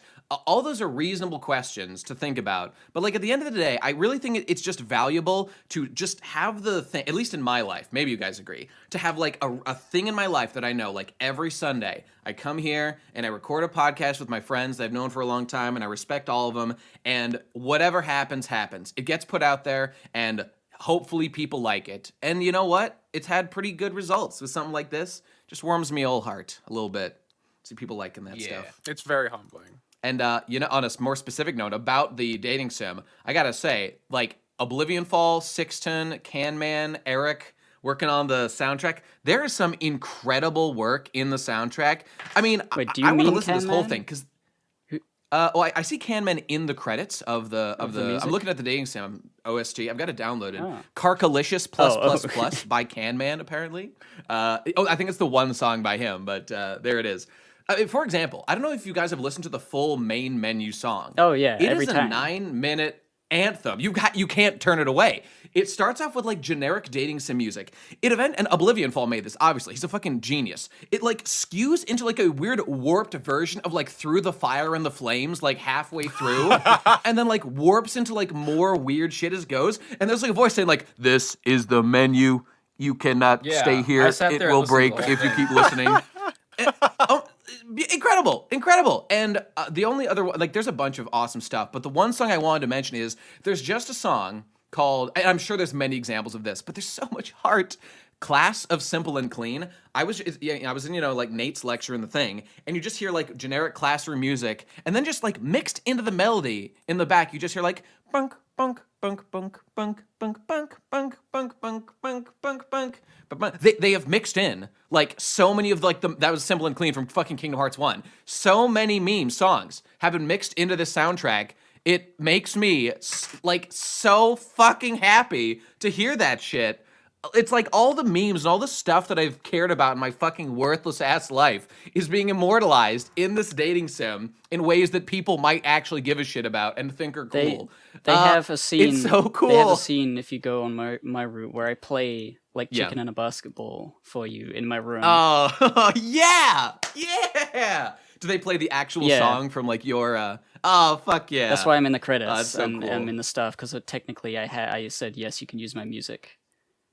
Oh, so they asked you and you gave them permission to Yeah. do so. Cool. That's so cool. badass. Michelle has loved that there's a song called Michelle's Theme. She's pretty into Do that. we all She have now little has a character theme themes song. in there? That's I didn't notice only if he Michelle did. that I see, actually, literally only Michelle. of Only anyone Michelle in the was game worthy of a character has an theme. actual theme. But like that class of Simple and Clean it's like a melody that's like Nate related, and I'm sure that there are. There is, I would 100% the Butt heard Sugar. a Jesse song that Butt Sugar was mixed into Oh, one yeah, of I these heard songs that, at some yeah. point. I forget what song that is, but oh god, it's so good. It's so Yeah. good. I do And, like even that, the like, lore of the game, the fact that like Nate and Ben canonically share the same philosophy class, and each time one teaches, they redecorate the entire room with like their shitty memorabilia. So cool, so fucking cool. Okay, I'm sorry, just gushing a little bit. yeah. Yeah. Yeah. Yeah. I'm very glad it exists, and I think I already said this, but like I asked them like, can I use this fucking It music? is and just stuff? It's generally so fucking good music. said, It's yeah. very well produced. I'm wondering if, Yeah. I mean, since these people of this collective of people, however many there are in this group, now that they've proven themselves to be capable of something, like I'm wondering if like I could say to one of them at some point, hey, I've got an idea for a fucking game. Maybe you can get the gang back together and fucking do my idea. The idea occurred to me as well to utilize this. I mean, I want to, frankly, I would love to hear the tale from Eric himself. Or sorry, well, Eric was like second. It was Chip Wiseman who like led the project. I'd love to hear just the full tale of how he put it all together. And that'll like, what be was that'll the- be in the Heckles for Shekels stream. That may Yeah, have I guess already you're come right. out by the time you're listening to this. But we're, Yeah, I think that we're would've been planning to do like yesterday. a thing where we get the developers in.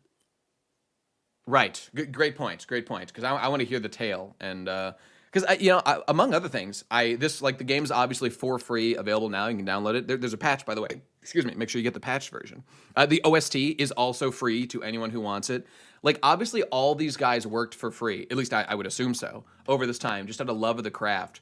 But like As it should be. as it should be. I just want to hear how Chip, like, he probably started small, probably got a couple people on board. I saw he used Godot to make this. Gal And I remember Gadot. when I was making my game, indeed, this game engine killed 3 Palestinian children. When they were, oh my god, and fucking 9/11. 9/11 exists in this game as a living embodiment of footage of the 9/11 terror attacks. It's so awesome that happened. I love that American lives were lost. I apologize, everyone. Whatever. I forget what I was saying. Anyway, I was just saying that when I was working on my game back in the day, for like the game jam, me and my buddy Rich did. We were thinking of using Godot or something, but we settled on good old RPG Maker. So basically, I'm as good as these guys at making video games. Is the point? Fair, Yeah. fair enough. I definitely So have cool. video game projects of my own that I will need certain people to do things for. So I will be. That's a little bit far in the future, but Yeah. I know I can call upon some of these people, and they'll be like, "Hell yeah, let's work and make a fucking cool product." Hell yeah. It is really If handy to nothing have all else- these connections. Let's cancel yeah. this whole endeavor and all just make video games. Ooh, we can be like we can keep the podcast going, but specifically, it will be exactly like Yandere Dev. We'll make a weekly podcast specifically discussing the 10 no. lines of code that have changed every week on the project as we milk it for years and years Are and like years. 6 level deep, if then tree. Rest in Yeah. peace. Rest in peace, everyone's CPU running that game. I'm ready to drink from the cum chalice and seek oblivion. Oblivion Fall, that is. Hey, great work, buddy. All right. So I guess that's it about that. Any other comments you guys want to say about it? There's tons of Here's the stuff. thing that's happening. Yeah. The no crowd WrestleMania is going on right now. Oh yeah. They're doing it over. How's Is it it going? as weird as the one we were watching at RadCon was? It's weirder because it's WrestleMania and it's like the biggest show, and it's just like dead silent the whole They time. should add ambient applause because it is so weird they to did not the hear thing- anyone. Okay, They so should like, have like a PS1 like copy pasted like yeah, cut out animation people. in the Yeah, back. the other wrestling company that's on TV, AEW, Mm-hmm. it's like a newer organization. They are also doing empty arena shows, but Mm-hmm. they had the idea of putting at least some other wrestlers like around the ring to simulate crowd noise and like react to Sure. stuff. And just that small difference of having 2 or 4 people outside the ring reacting to stuff makes all the difference in the world and makes it feel Yeah. like a wrestling show again. And like it feels like the WWE didn't want to admit that the other company had a good idea, so they just stubbornly don't do it, and they have like no one around the ring. There's everything is like dead silent and like really weird, and like the matches, like they're doing the stuff, they're trying, but it's so. Are the wrestlers wearing gloves? Gloves? Do they have to social distance, like right. push them, like force push? No, but there is a clip from an indie match on Twitter of, I think, Joey Janela fighting someone in a social distancing match where they are doing that. They're like throwing like Hadouken punches and like knocking the other guy out. So incredible.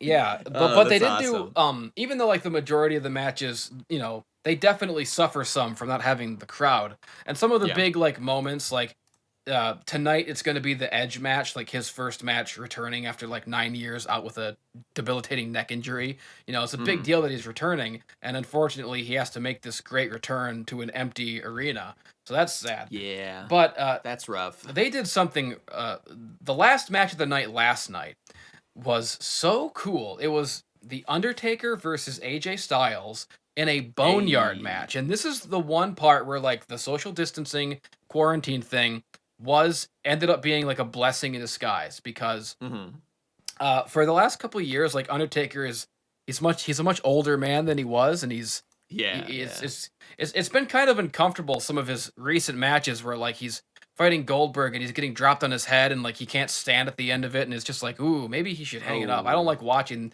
this hero, you know, be so like crippled and old. This is bad. But they're fucking, the storyline that they're doing leading up to this is sort of lampshading that, where AJ Styles has been like goading the Undertaker by going like, hey, you've lost it. You keep trying to come back into the spotlight and you're an old man. You've lost your mystique. You're posting on Instagram. You've got a wife now. You know, you do whatever your balls are in your wife's purse. You're not the Undertaker. I heard that. Yeah. You're not like a badass undead wizard anymore. You're just a guy named Mark.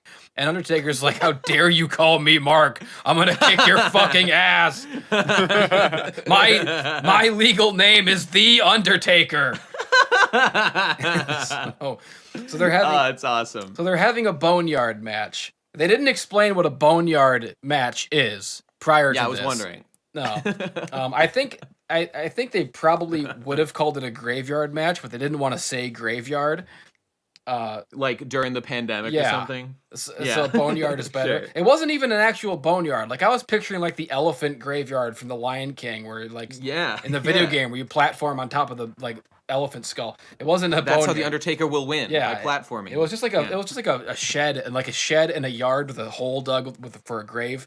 But they got this match was like. So they basically just did the Matt Hardy broken stuff. I was just gonna say, this sounds just like the Matt Hardy exactly. Shtick, They had like a camp. They filmed it like a little mini movie, and it was the perfect way to accentuate everything that is still great about the Undertaker while hiding all of his age and like his the stuff he can't do anymore.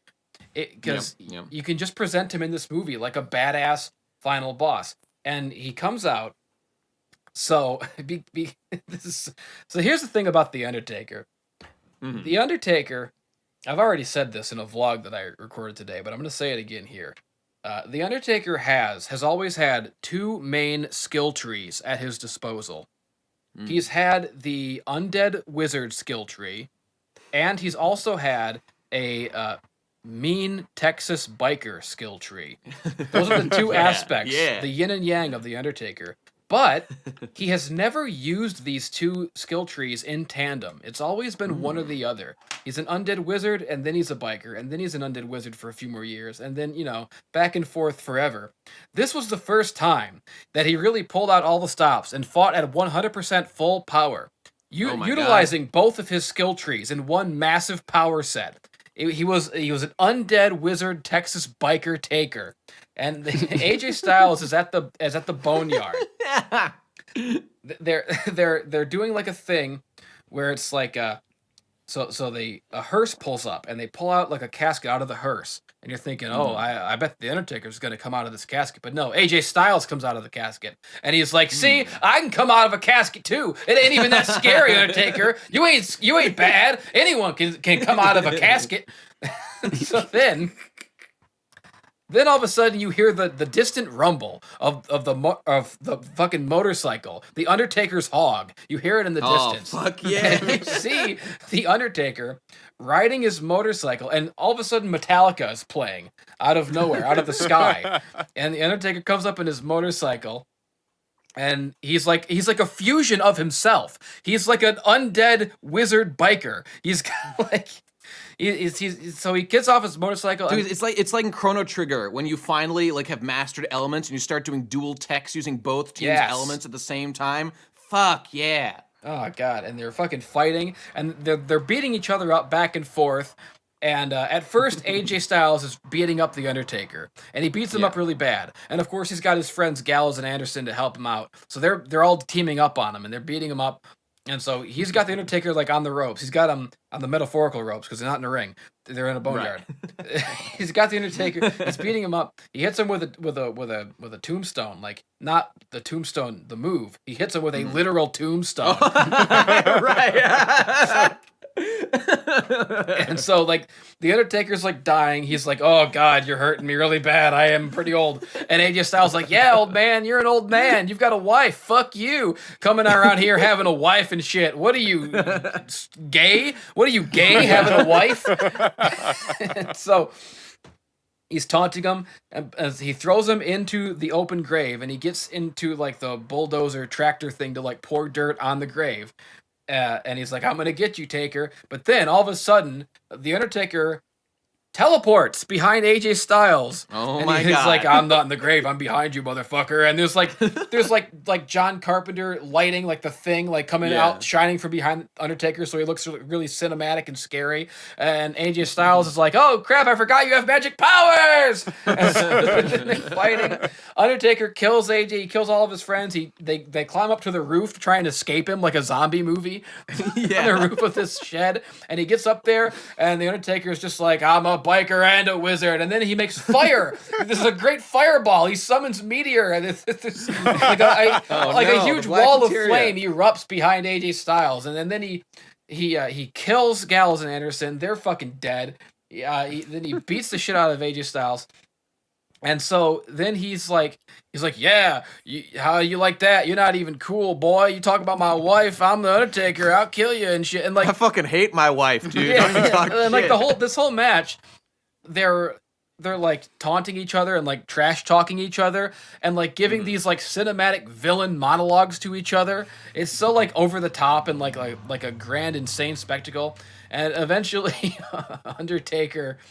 He gets AJ up to the side of the open grave, and he goes.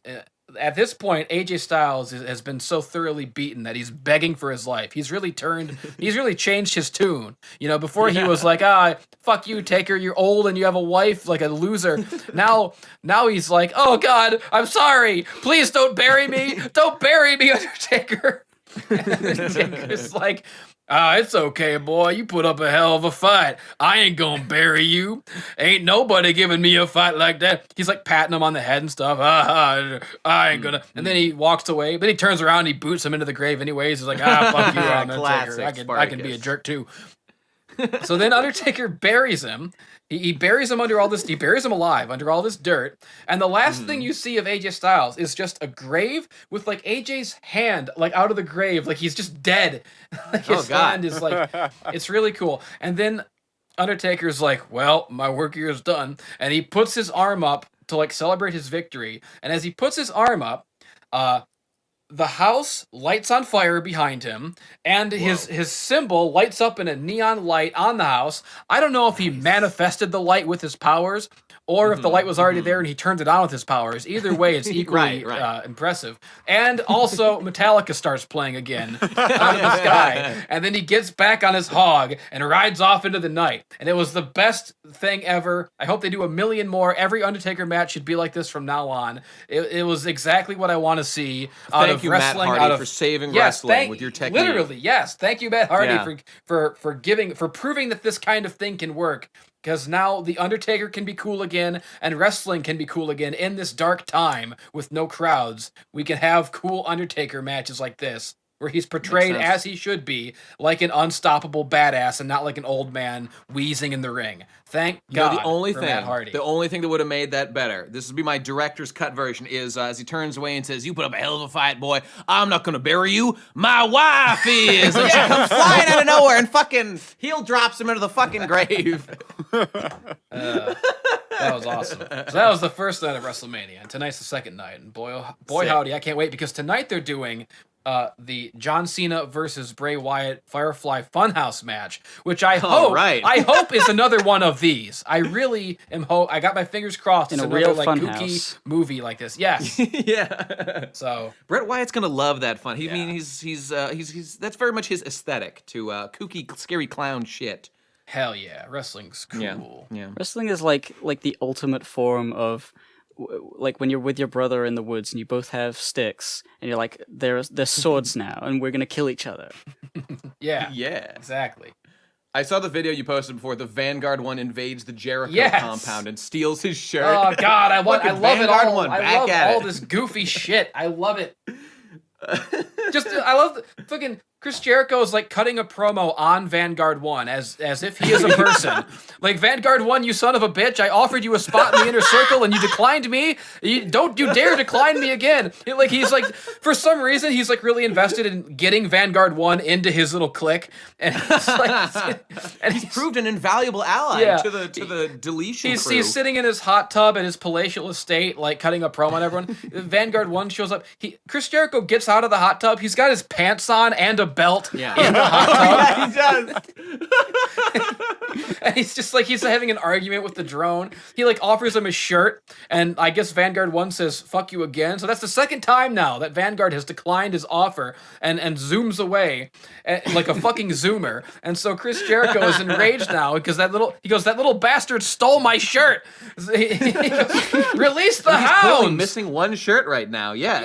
He says, "Release the hounds," like Monty Burns, and a bunch of dogs, like little chihuahuas and like Pomeranians, come out of his house and start chasing after this flying drone that they can't possibly catch. They have to stand on top of each other. Yeah, dog they have to form a ladder of dogs. I hope this pays off in a match between Chris Jericho and Vanguard 1. And Vanguard 1. Fuck. He's feuding more with Vanguard 1 than he is with Matt Hardy.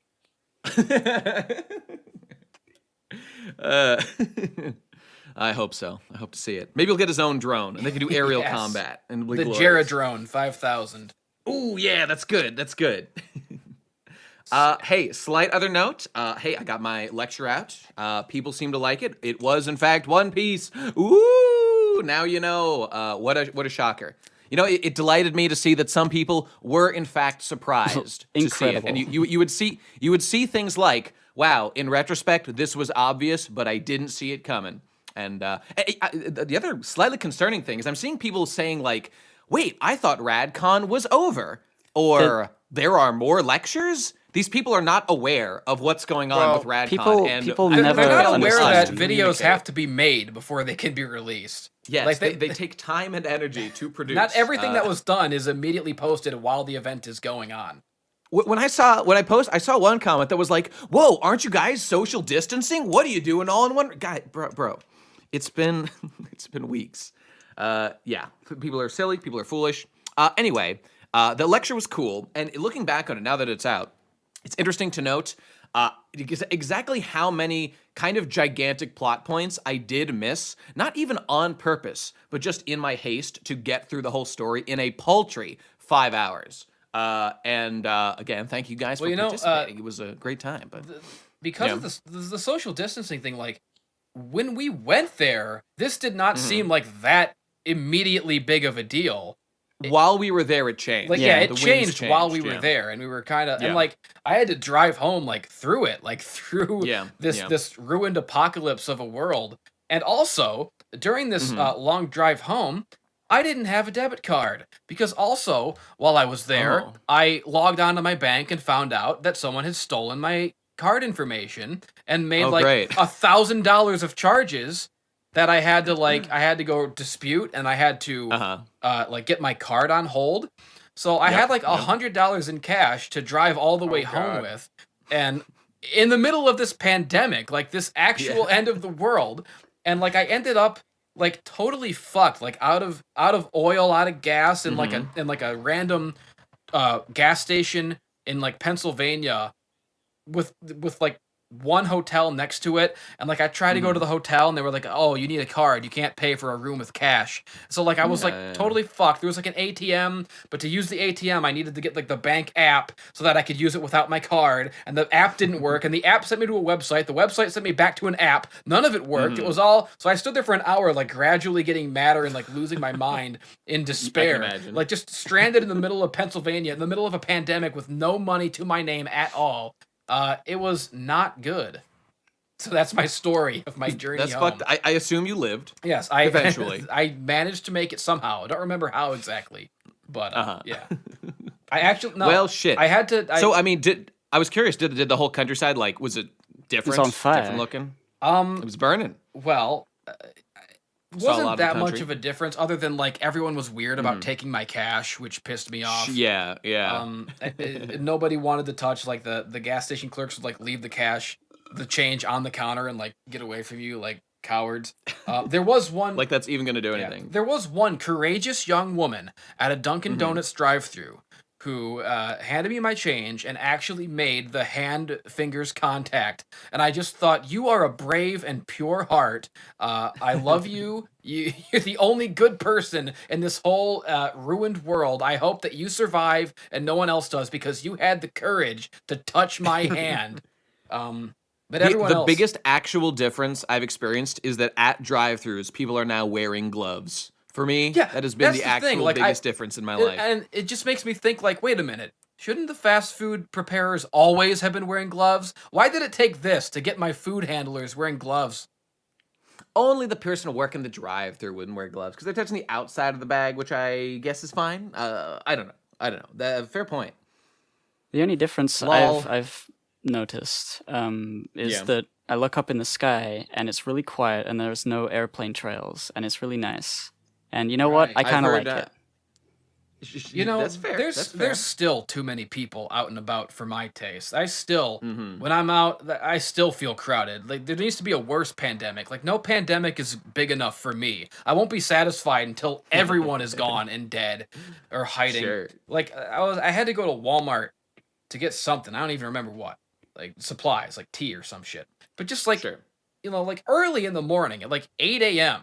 And it was just packed with baby boomers with these carts full of shit, like toppling over the sides in my way. Every aisle I tried to go down, it's like, I would assume that like the places should be empty. You'd think like end of the world, everyone is hiding. That means I'll have room finally to move around. But no, it's like more packed out there than ever because of these fucking boomers. Yeah, I was really pissed off. With their chains. Their chains of 10 carts tethered together by rope, taking up entire aisles of Walmart. Yeah, I was really pissed off, like, on the flight home, because my flight was cancelled, and I had to rebook, and they made it easy through the app. I was like, okay, there's another flight same day, a little bit earlier. And I was thinking, like, oh, like, they're cancelling a lot of flights. Maybe this means that, like, people are cancelling their flights and like, they're not going to fly anymore. They're not going to go on holiday today. But, of course, what it actually meant was my flight that I was rebooked on was completely packed. And there were multiple people sneezing and lots of people with hand gel and everyone was scared. And I was like, God, this is going to be, like, fucking 6-7 hours. And I was in the window and I was stuck up against the window and I had to, like, this couple next to me, like, every time anything was touched, they would get out their bottle of hand sanitizer and they would squeeze it all over their hands. And it was like, God, they probably think I'm the worst because I'm not wearing gloves or a face mask and I don't have that shit because I wasn't prepared. And I went to yesterday. I went to like the little convenience store nearby just to get some stuff. It was hilarious. So I live in the ghetto, and it was full of urban individuals just going about their day, and it was fucking sick. But I'm walking in there with like gloves and face mask, and like the first thing happens is that the guy just like comes up to me, as you know, as often happens here, and the guy's like, "Hey man, you got some change?" And he like reaches out to shake my hand, and I'm wearing a mask and gloves, and I just recoil, and I'm like, "Is this is what it feels like like to be truly an upper class hero. I don't want to touch these lower class scum. Let's avoid contact. And I was thinking, like, should I stand here and explain? No, you don't understand. It's just social distancing. And I was like, fuck it. I just walked on. Was I a part of the problem that day? Did I look like a bad guy? Probably. What can we do? You had the whole thing up. Like they could probably assume the signs were crystal clear. He reached out like for a handshake, and I like he was like reaching towards me. I like jumped back and recoiled. Like I'm not even really that scared or even worried. It would have been less scary if he had pulled out a knife or a gun. Because then it wouldn't have been embarrassing that I recoiled. He's actually like a really nice guy, and I've seen him around before. He very politely asked, but just like the reach out just happened to be the exact thing I'm trying to avoid with all this shit on my face. So I had a very visceral reaction in the moment. The homeless around me are very nice. I like them. They never bother me. They just ask for food or money, and I always say no. And it's great. We all go about our day. I just hate the ones that ask for money and you give it to them, and they ask for more money. Yeah, it's just like. Yeah. And that's why I just don't do it. I never give money to anybody. It's like it ruins it for everyone because it makes me not trust anybody and not want to give any homeless person money. Although, I was thinking, and really, if it wasn't for the sickness, I had bought like some snacks or whatever. If it wasn't for the corona and I was just trying to get out of there, I probably would have given that guy like some of my snacks if I'd been thinking clearly. But I was in a rush I had my like live stream or whatever, so I was rushing. Callous guy, all absorbed in his daily business, tough not thinking being about the greater tuber. good. It's tough. I got a schedule to keep. My titty stream is coming up in 5 minutes. And I got to plump and thicken. Before I go live. The one good thing that happened on my drive home through the fucking this plague world is that like I was going through like some random mountain town in bumfuck Pennsylvania somewhere, and like there was this. I was hungry, and I just happened to pass, like, in the middle of nowhere, this, like, country dining establishment. And I'm like, ooh, food. And I pulled in there, and it's, like, this beautiful, like, serene-looking log cabin establishment sitting on a hill overlooking this quiet little Twin Peaks mountain town. There's, like, woods in the distance and, like, fog rolling over the hills and stuff. And I'm like, oh, my God, I've, like, stepped into the real America here for a second. And, like, I walked into this restaurant. And, like, the dining was the lights were off, and it was, no one could sit down and eat. But, like, walking into this, like, folksy little diner and, like, giving the girl my order and sitting down to wait for it.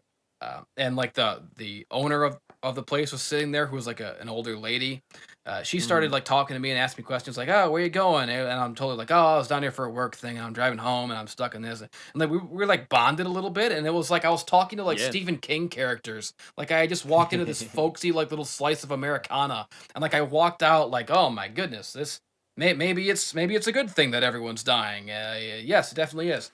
And it's like, I got in my car, and I took out my little burger, and it was like the best burger I've ever had too. It was like a oddly good. Like I think I stepped into like the Twilight Zone or something. Like, just for a second. Yeah. But it was like one of the uplifting Twilight Zones, not one of the scary ones. Right. It's where like, death doesn't come like a thunderbolt; it comes like a whisper. Yes, it's just like the one where the guy dies and his dog is there, and he goes, and the guy says, "Welcome to heaven." Oh, we don't allow dogs, and he's like, "Well, then I don't want to go." And then he meets God, and he's like, "Oh, that wasn't heaven; that was hell. They were trying to trick you." And he's like, "Well, I knew because my dog didn't want to go in." Fucking based.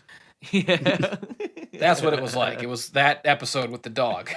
That was Muslim heaven where they don't allow dogs. They're no fans. They're no fans. From what I hear. Hey, did you guys see Punk has an OnlyFans account now? I did see that. God, I didn't want to think about it, but here it is, thrust in front of my face. I've been trying to... That's my daughter. That's my niece. And now she's being whored out on the internet. It was her idea. Like a common thought. I don't acknowledge her autonomy as a human being or a pumpkin being to make these decisions for herself.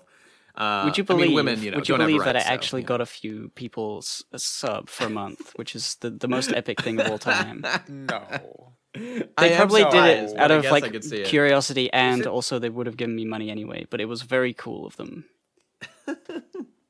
I feel like I need to like make a follow-up image. Yeah, at least one. Give the people gotta do what something. They came for.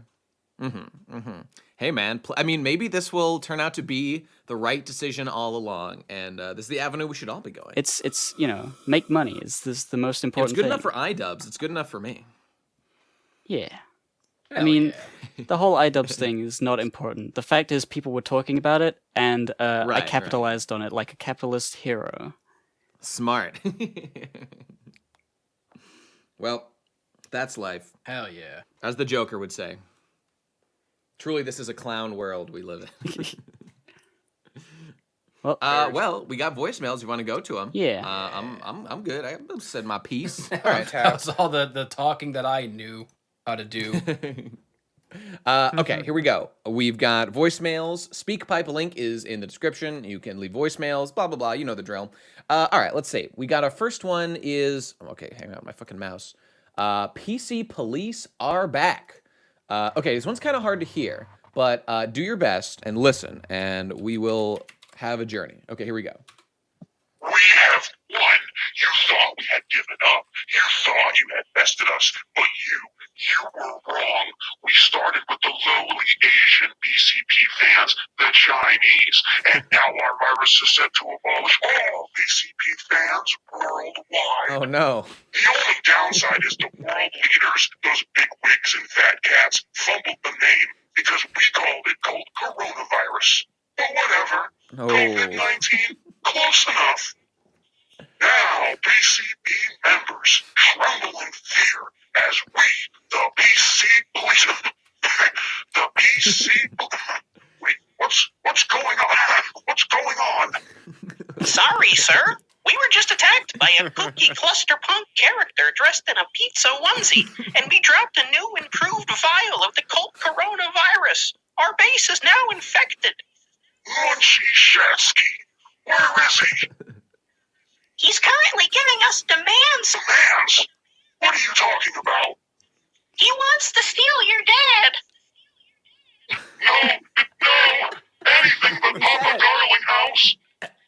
Joining us now, Brad Garlinghouse is the CEO of the cryptocurrency developer Ripple. Ripple's. What is happening? You like that? Oh, no. Do not fuck with me. Oh, no. Dude, There you go. So the coronavirus was made to get us, or rather the PCP fans. Correct. You know, thus the- crippling You know, that our works, because, like, lines. we are the reason people are dying, after all. Oh, you know, it's true. The idea of this virus buy a being shirt, somehow guys. linked to cult corona is like, because it's such an obvious joke, everyone's making Yeah. it, but everyone's making slightly different versions of the joke. So the lore is like so convoluted. No one really knows for sure, like if he's responsible for it or just a victim of it like everyone else. You can't say Yeah, for certain. yeah. Even I can't. Even he can't. What an enigma. Especially he can't. Let's see what we got next. Okay, here we go. 3 is not a creative number. Let's hear it. Oh, well, this is culture death. I mean, 3 people on the last episode? Seriously? Oh, Well, if no one else is saying it, then I guess I will. Every member, not in this week's episode, listening to this voicemail as it is being played right now, gay. You will never live Yeah. this down. yeah. You are a member of the PCP. Fucking act like it. Damn. Harsh words. Don't from a these people dedicated also fan. complain when Damn. there's like too many people on this show? Yeah. There's no but that's winning. less of a problem Yeah. these days. It's less of a problem. There's different camps. You know, you can't please everybody. All right, fuck it. Let's just go straight on to the next one. Although, fuck everyone who isn't on the PCP. It's a delight to be here with my friends. I savor the opportunity. All right. A Special shout out to my boy Saint, Ben for some reason, Saint. not Love that here. guy. I just like the Fuck that guy. resignation of just like admitting like that's not much of a problem these days. yeah, it's true. All right, let's check out Nyan Kwan, who is leaving us a message. Okay, sounds good. Take it away, Nyan. Hey, every pony! It's Pinkie Pie here. Just wanted to say hi Yes. to my favorite ponies around, Horseshoe Crew. I'm so Yes. proud of how much you've grown and how far you've progressed in your careers. Everyone has achieved so much, and I'm so happy. I just know that you're all going to do great things. Can't wait to see what's in store for the PCP. I love you guys. Bronies forever. That was a that really a- good voice. Yeah, that was really sounded Pinkie Pie. like that. That was too real. No, that was Yeah. real. That That was real Pinkie Pie in real life. I actually really like that. Well, Oh. I think what it was, like, there's a thing that was going around Pony Twitter for a while, because I still Yeah. follow people into the show, of like, there was some AI thing where you can feed in voice information and it'll That was synthesize really high quality. whatever though. you think wanted it's to that say. Good?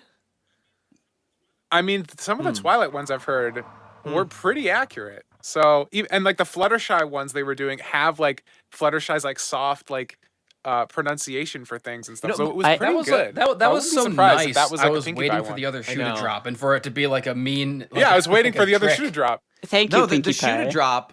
The shoe to drop is now that Pinkie Pie said such a nice things. I have to take a hard look at myself. Am I worthy of such words? No, no, I don't deserve it. Yes, we are. I feel bad.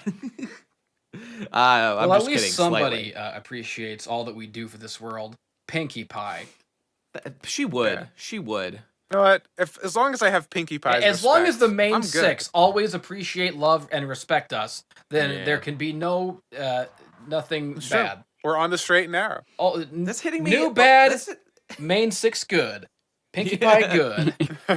that's hitting me a little harder than I expected it to. And I already listened to it as I was preparing them. It's making me a little emotional, thinking that Pinkie Pie would be proud of me. Oh, Jesus Christ. All right. Let's move on. God. All Could right. never truly pray all that gay away. It's just there in your heart I wish. forever. I wish. All right. Let's But check you out. can oh, pay this the one gay is away at patreon.com. Patreon.com. The Pro Guys. What are we called now? No one knows. This is from. Oh, this is simply called Nate's Soundboard. Recommended audio. Oh, Turn your no. audio way up, everyone. You're not going to want to miss a second of this. Let's check it Okay. out. Go. Turn it down. Bruh. These nuts, bazinga. Yo! Be gone! Good. Good. I'm gay. Yes. Oh, that's Robin Stinger from One Piece. That's a great one. Fight the power. It's Nate nodding at every sound effect. Yep. Yeah. Smoke weed every day. The Other Promise, Rox's theme. You make a good other.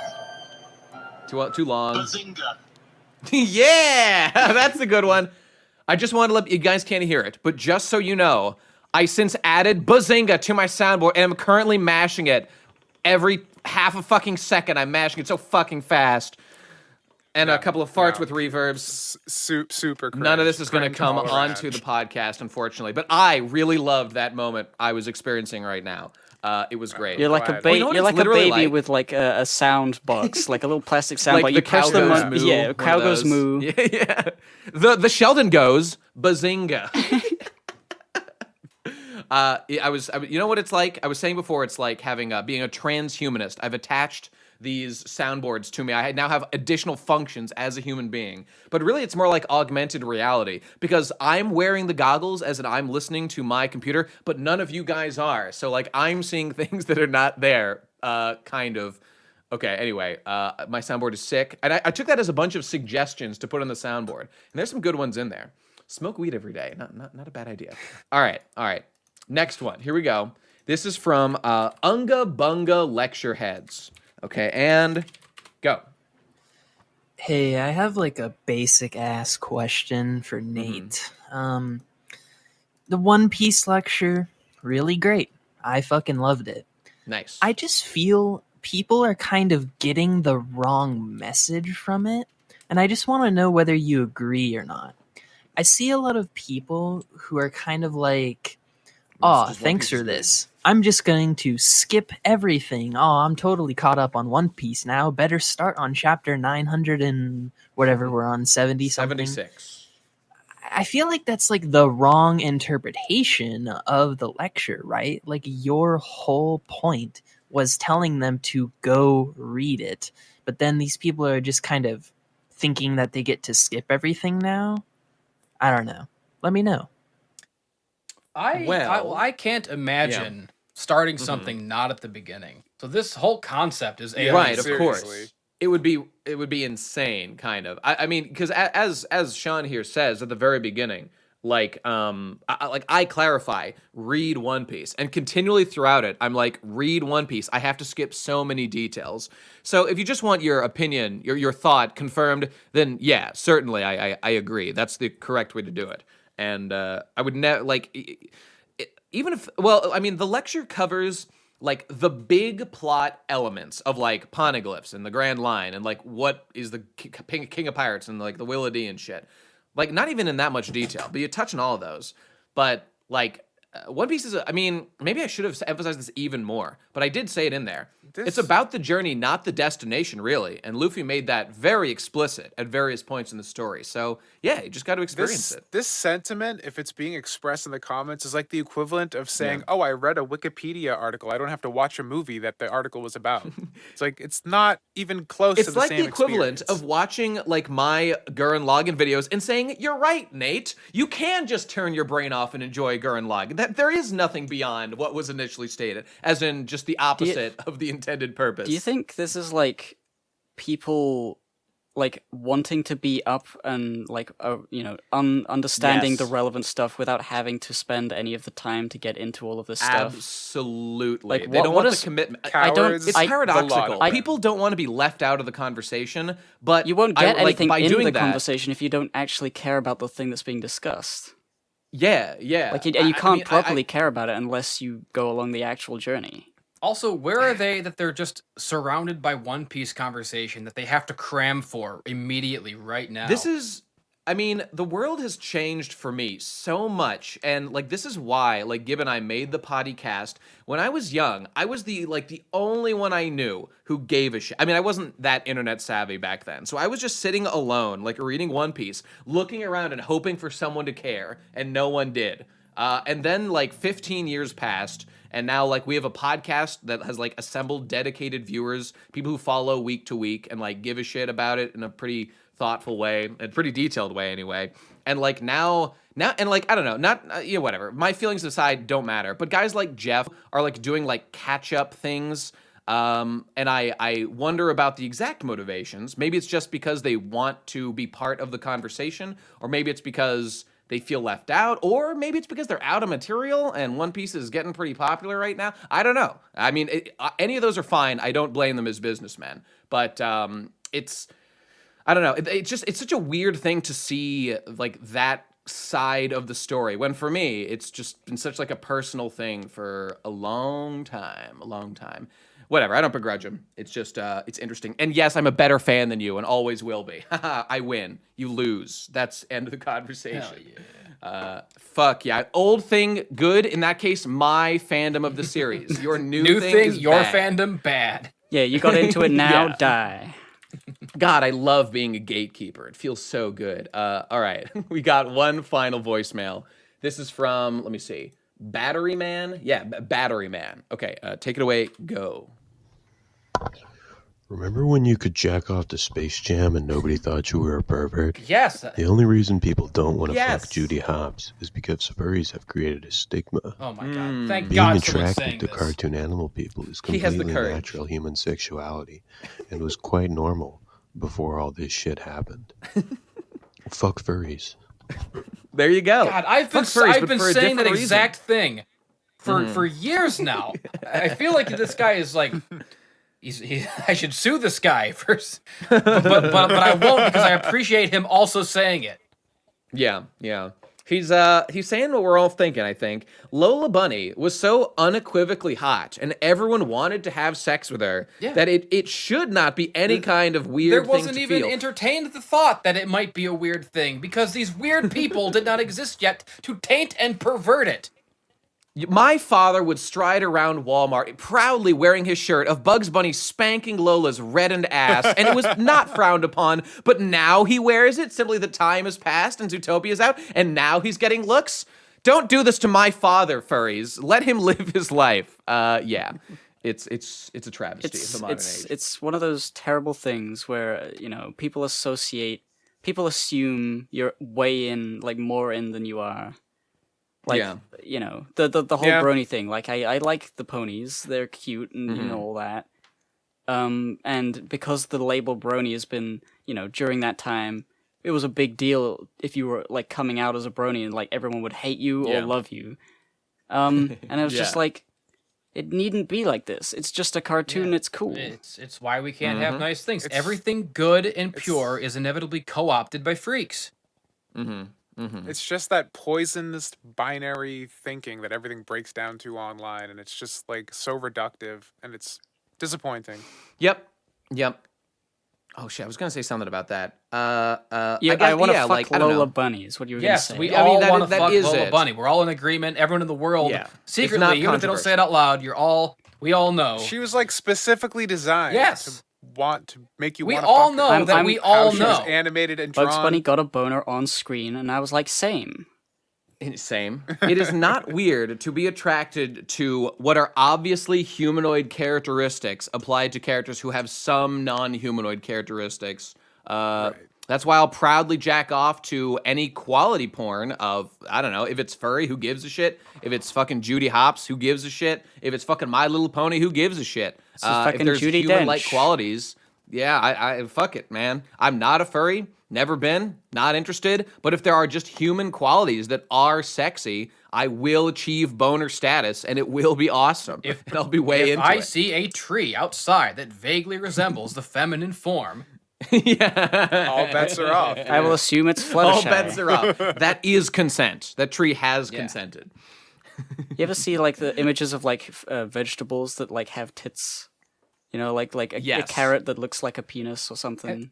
Those funny things. Have you seen the image that's been posted around during this Corona thing, during the whatever, being blocked inside, of like two lights on the ceiling and the way the shadows are being cast kind of look like tits, and the guy's like, yo, the ceiling about to make me act up.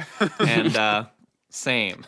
Same, brother. Have you guys ever heard that old joke about Tarzan fucking Jane? Don't know. Where Jane wants to fuck Tarzan. And she says, put it in here, Tarzan. Have you ever done this before? And Tarzan goes, no, me use hole in tree. And she goes, well, okay, this is a bit better than that. It's, and she shows him where to put it. And then Tarzan kicks her in the crotch as hard as he can. And she goes, oh my God, Tarzan, why did you do that? And he goes, checking for termites. I remember that. I remember that one. Hell yeah. Oh, that is a classic. That was a deleted scene in the Disney film. Indeed. God, Jane was so fucking hot in Tarzan. Jesus Christ. Yeah. Everything good. You know, the voice actor who played her played the girlfriend in Good Will Hunting, that like British lady. I didn't know. I forget her name. Is it Minnie Driver? Minnie Mouse. Whatever, I don't know. I love both those things, so I thought that was cool. Jane and Good Will Hunting. Okay, anyway. All right, that's the end of the voicemails. All done, people. SpeakPipe link down below. You know what the gist is. And that brings us to the end of the episode. That's it. PCP episode, whatever this is, 205, 206? 205. 205. There you go. It's done. So show your appreciation for all the hard work we do on patreon.com/theprocrastinators. Join the Discord, and for $5, get a full 36 bonus episodes. That is now 3 years worth of bonus episodes that we've been doing.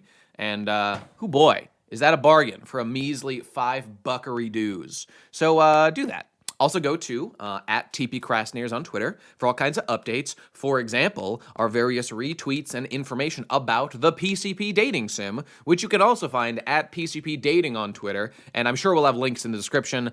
You should play it. It is good. It is incredible. Everybody who worked on it, Oblivion, Eric, Chip Wiseman, the whole cast. Incredible work, everybody. And what an honor it is to be included in that. And I guess that's it. Oh, also, there's going to be more PCP Minecraft stuff coming.